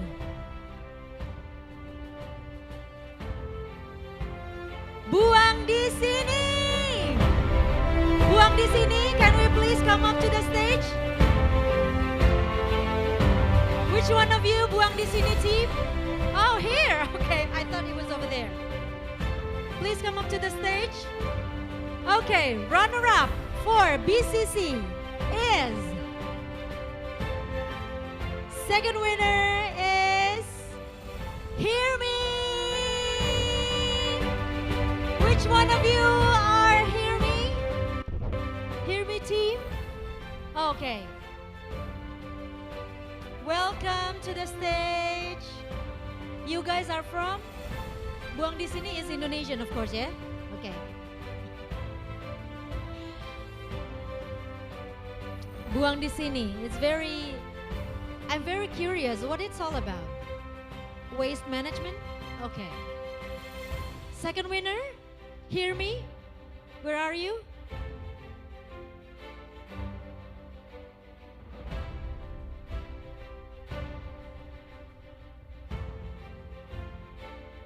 Hello, Hear Me is from what country? Indonesia also, okay. Wow, Indonesians.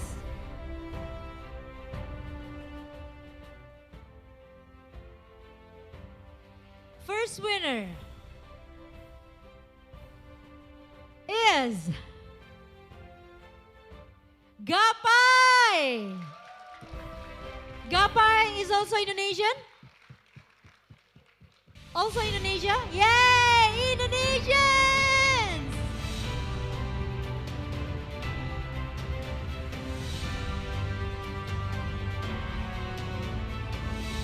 To present the certificates and the trophies. Okay, Gapai, before we present to you the trophy, can we please have a mic for Gapai? Mic? Yeah. Gapai, why do you think you're the winner for BCC? It depends on the judge. I don't know. What did you do earlier? What did you do? How was yeah. your presentation coming? We tried it our best Mhm. to deliver the presentations. We have a mission to employ as many Indonesian abroad as a migrant worker. So hopefully that purpose resonate with the rest of the audience. Yay! Thank you so much. Can I have my mic back, please? Okay, thank you. To present the certificate for third winner, we are calling Miss Chelsea.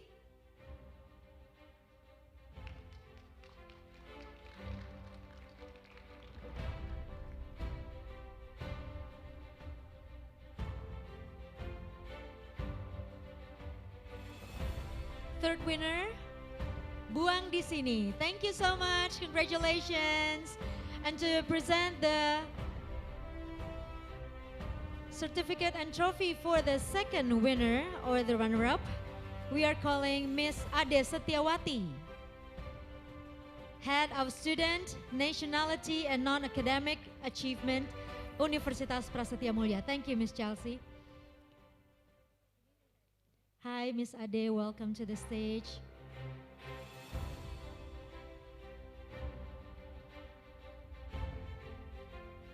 Congratulations, hear me. Yes, our official photographer is the one in the middle.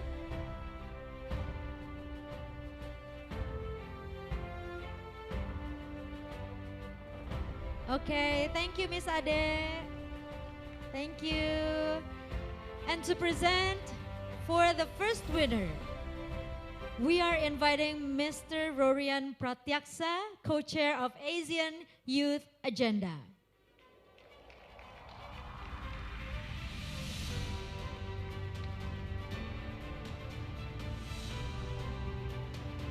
Congratulations, Gapai! And we hope that your purpose is developing and it will be a dream come true for both of you. Okay, can we please take a picture together? Ladies and gentlemen, please give it up once again for the BCC winners.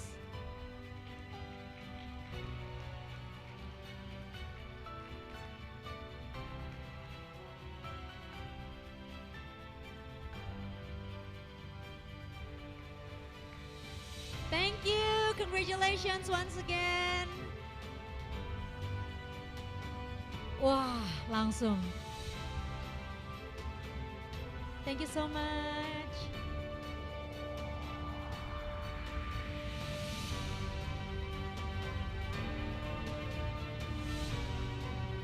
Wow, that's all the winners for BCC.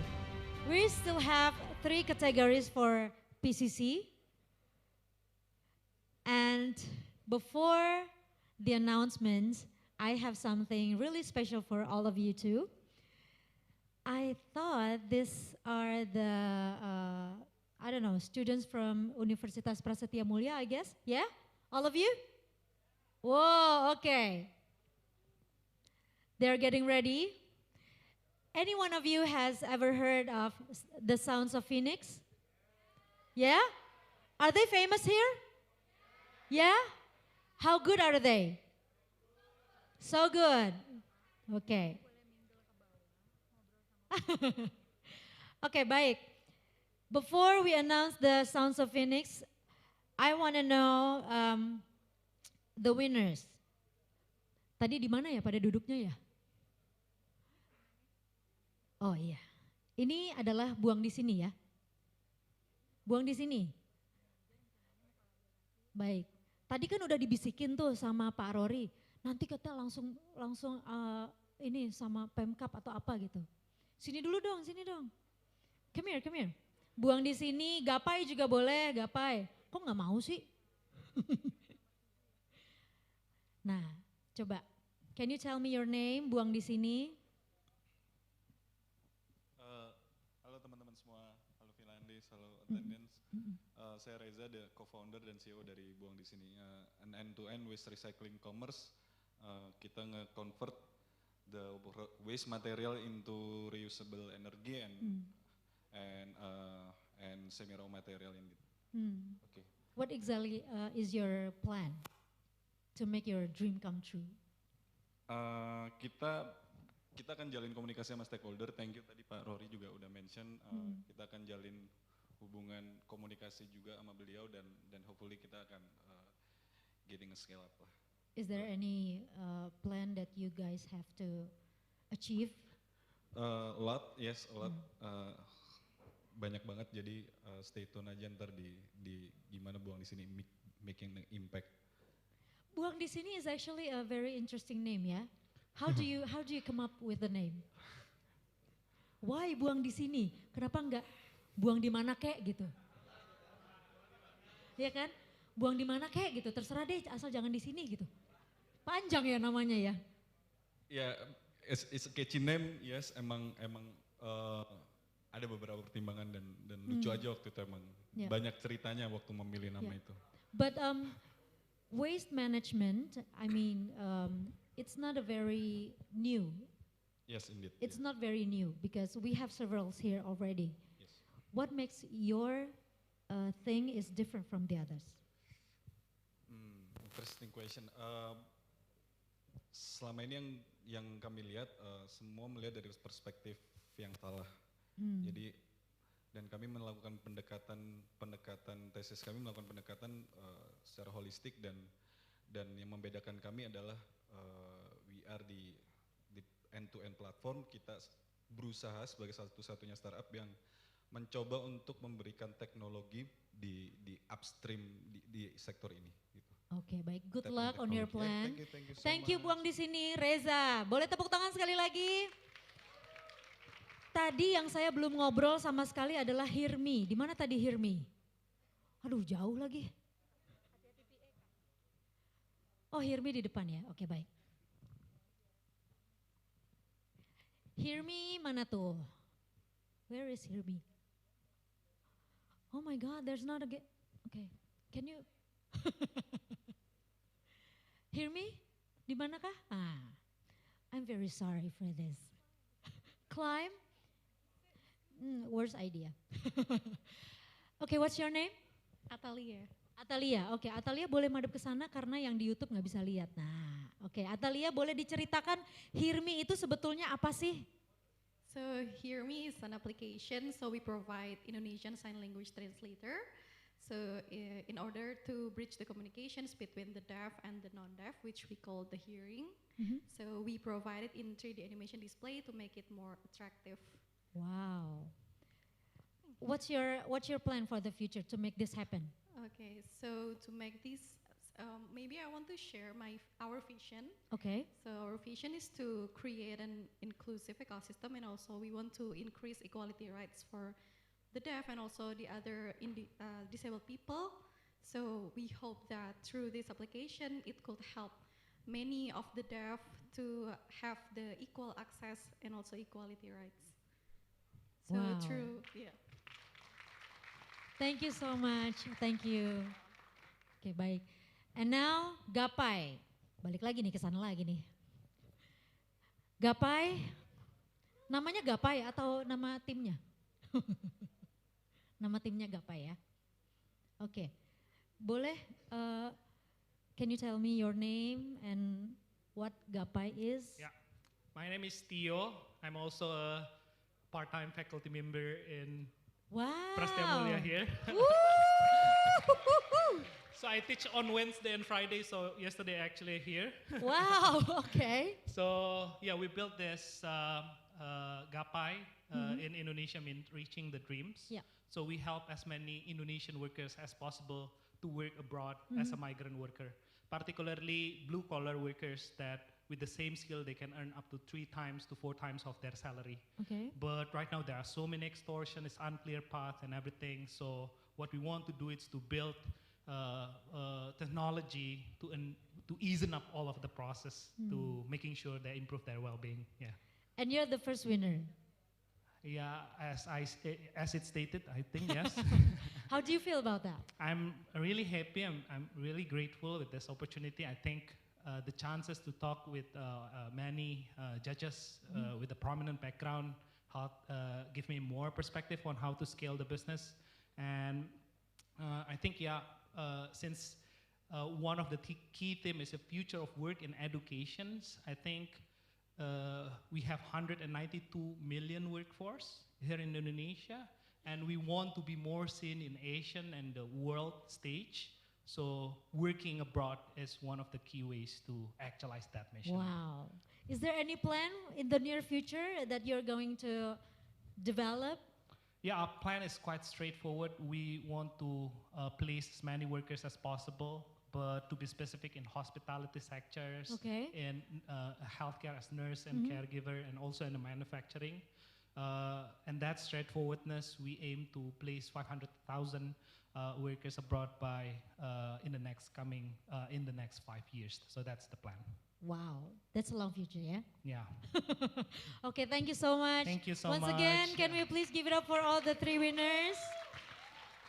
And now, please welcome Sounds of Phoenix.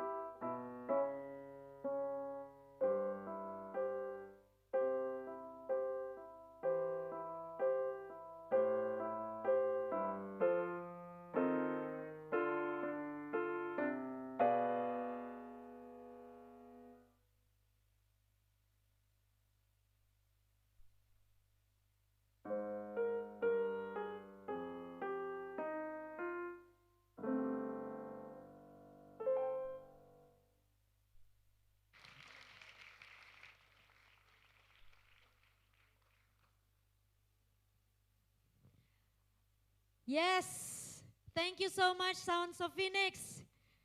Please give applause once again. Thank you. Okay, so you guys are still students from here? What year? 4th year? Wow. So how long this Sounds of Phoenix have been, famous around here? We're not that famous, but we have They been... said you're famous. Oh, Yeah, we're right? honored.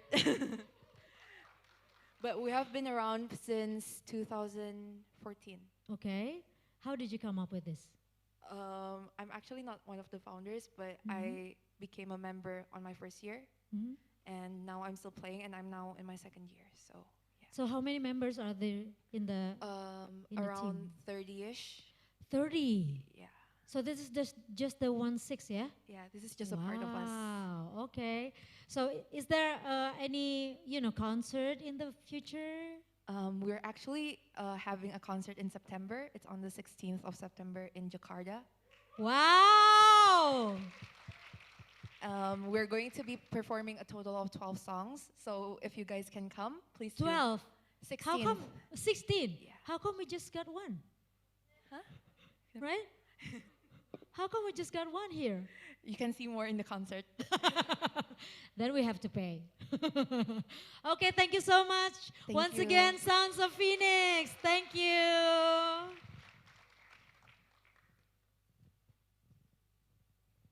Thank you. Good luck for the concert in September, yeah? Okay, we are ready for PCC winner announcements. Are you guys ready? Ah, come on. Is that all you got? Are you guys ready? Oh, this side is ready. This side, I don't know. Are you guys ready? Yes. Okay, that. PCC, Policy Case Competition, winners. Whew. So there are 3 categories, right?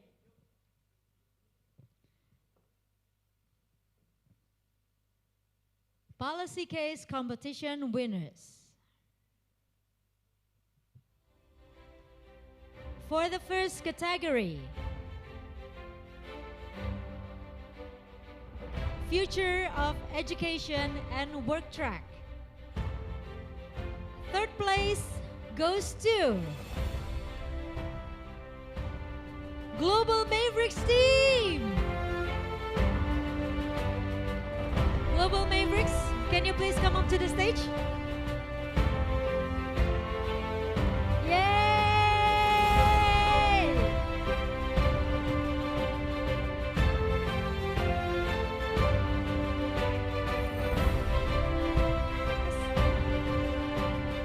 Welcome, congratulations.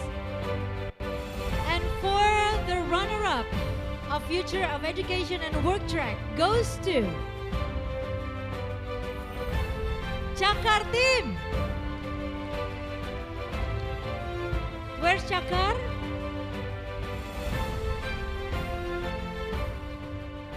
The whole team can come up, yeah, sure.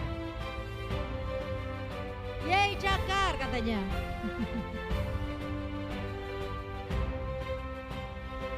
Global Mavericks, are you alone or do you want anyone to come up too? Oh, just the 2 of you? Nice. Ah, okay.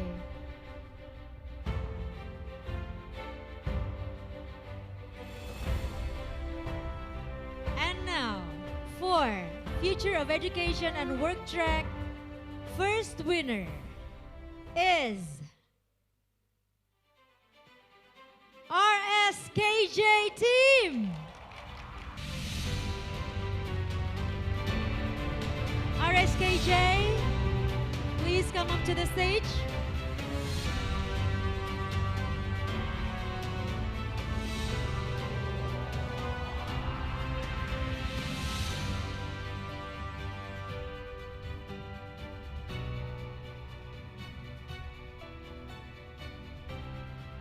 To present the trophies and also the certificates for third and second place, we are inviting Miss Fidia Natasha.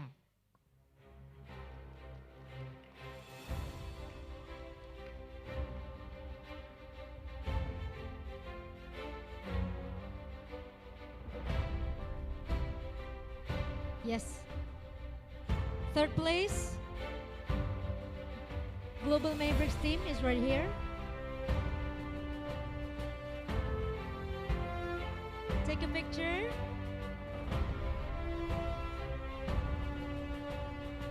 Give your best shot. Okay, thank you. Thank you for the second winner.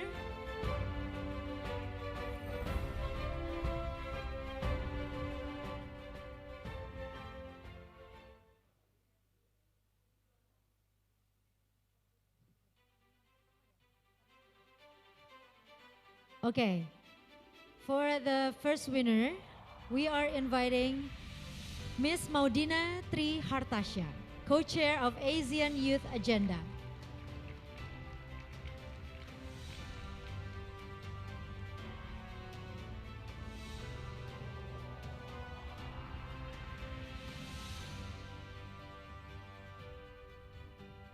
Yay! Before we documentate this special moment, I just want to ask one question for the first winner. Why the participants choose this specific topic and issue? How visible the policy recommendation to be implemented in Indonesia?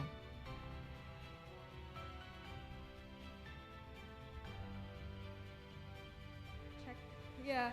So first of all, thank you so much, judges and everyone, for the support and this award. It means a lot to us. But for okay. So why we chose this topic? It was because we all came from a background of we're very passionate about education to begin with, and Right. in the future we really have future aspirations to contribute in Indonesia's education system. And yeah, so we just have that common interest, and we came across this competition, and it really resonates with us. And I don't think there's any other better platform to express our interests than the PCC by AYA this year. So yeah, thank you very much for this competition. Can you implement this policy in your country? Yes. Yeah, hopefully. But the best way to implement this policy if we become part of the Ministry of Education. Okay. Yeah, but yeah, hopefully. Very hopeful. Yeah, I think positive. Oh, positive. Okay, thank you so much. Congratulations once again. You can now return to your seat. Thank you. Thank you. Congratulations. That's the first category for PCC. And we are moving on to the second category.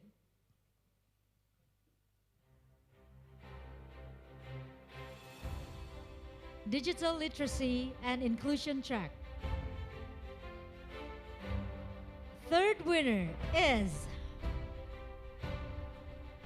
Technopublic. Technopublic, please come up to the stage. Where are you?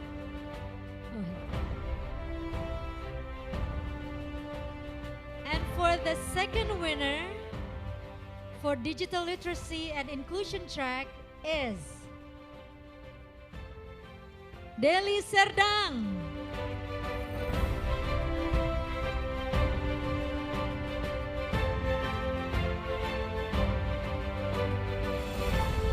Where is Deli Serdang?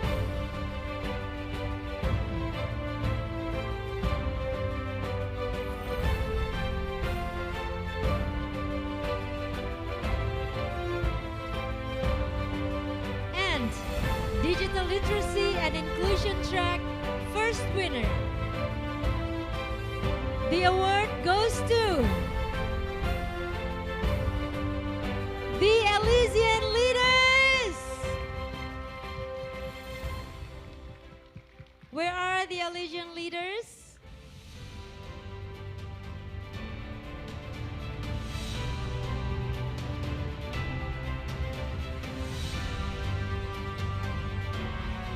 Congratulations to all the winners.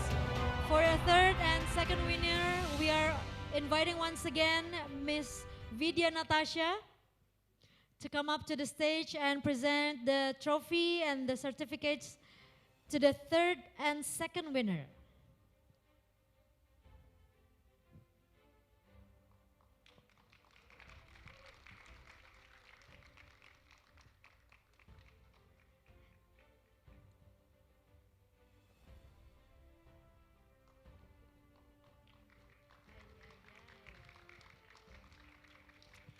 And to present the trophy and the certificate for the first winner, we are inviting Mr. David Chua.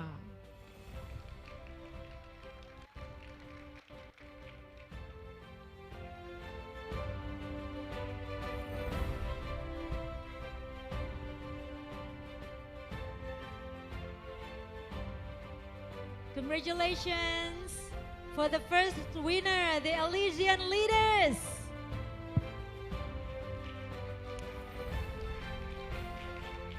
Okay.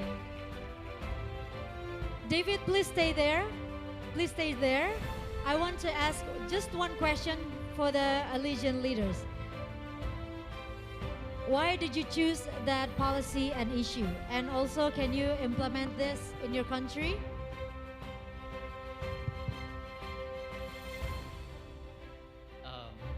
Hey, first of all, thank you so much, all the judges, for leading us and for choosing us.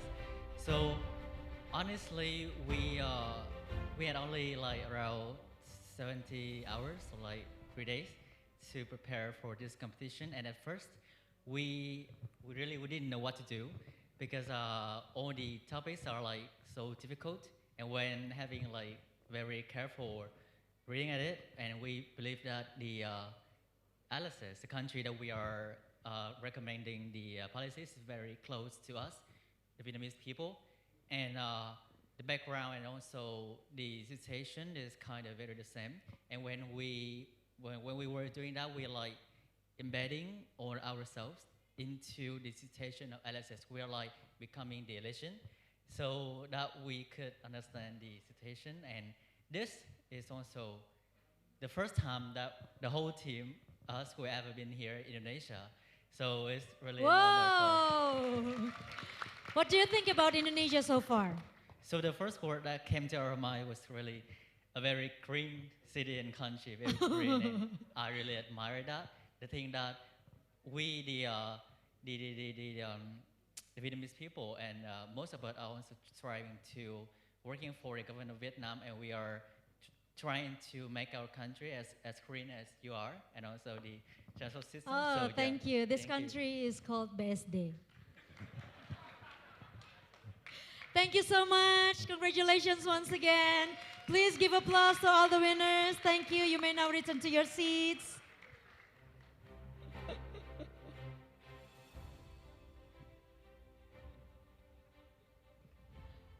Okay. One last category for PCC. Whew. Lots of tension there.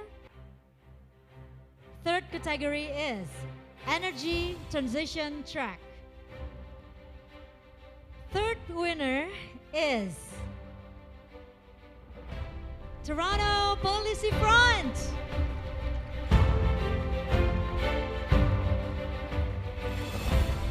This is very interesting.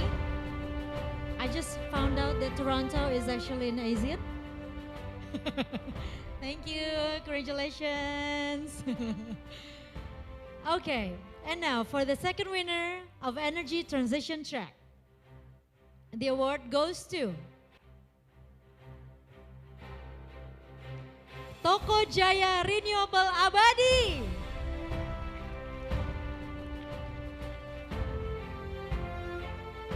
Toko Jaya, where are you? Oh.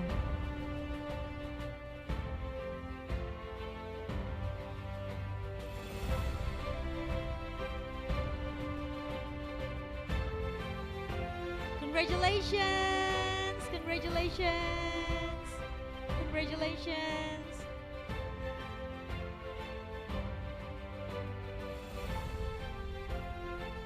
And now for the first winner of Energy Transition Track of PCC. The award goes to Team Eco Vision. Yay! Eco Vision, please come up to the stage.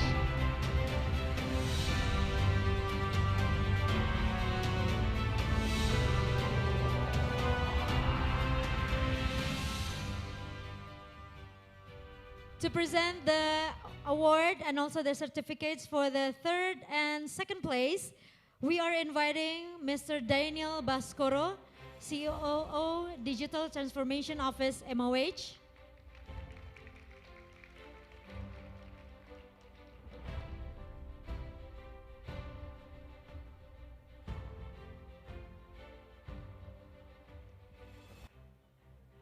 Third place,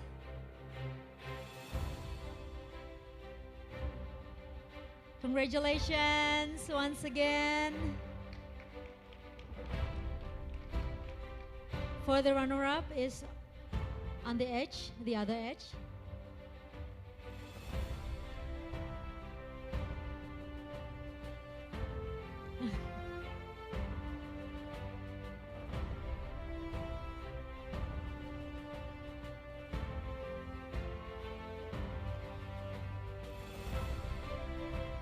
Toko Jaya Renewable Abadi.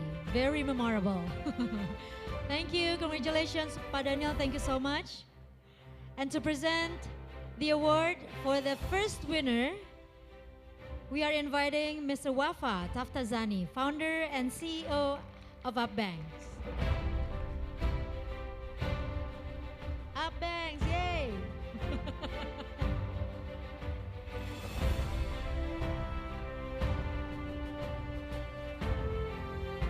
Congratulations! Wafa, please stay there.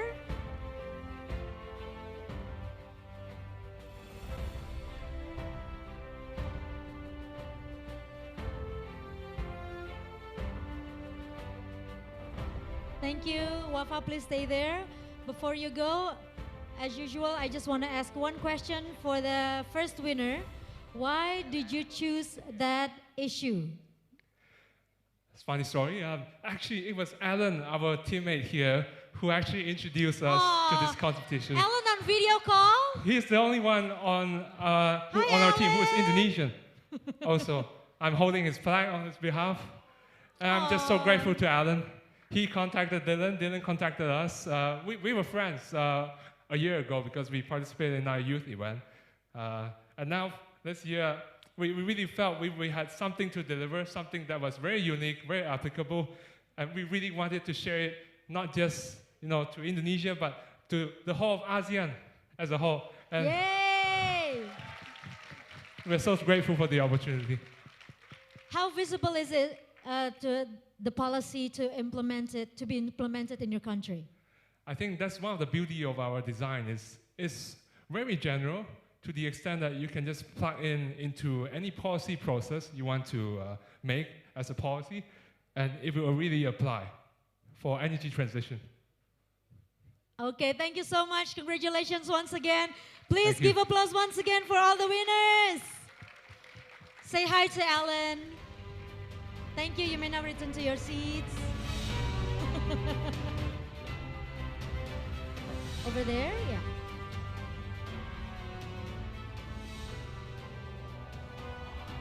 Ladies and gentlemen, that's it. Can we please once again give all you got for all the winners and also all the finalists? Thank you so much for being here. Our program today has just ended. Once again, congratulations for all the winners. Thank you to participate in ASEAN Youth Agenda 2023 Youth Innovation Challenge. Thank you so much for the VIP invitations. And see you at the next ASEAN Youth Agenda event. I'm Liat Majaya signing off. See you. Good evening.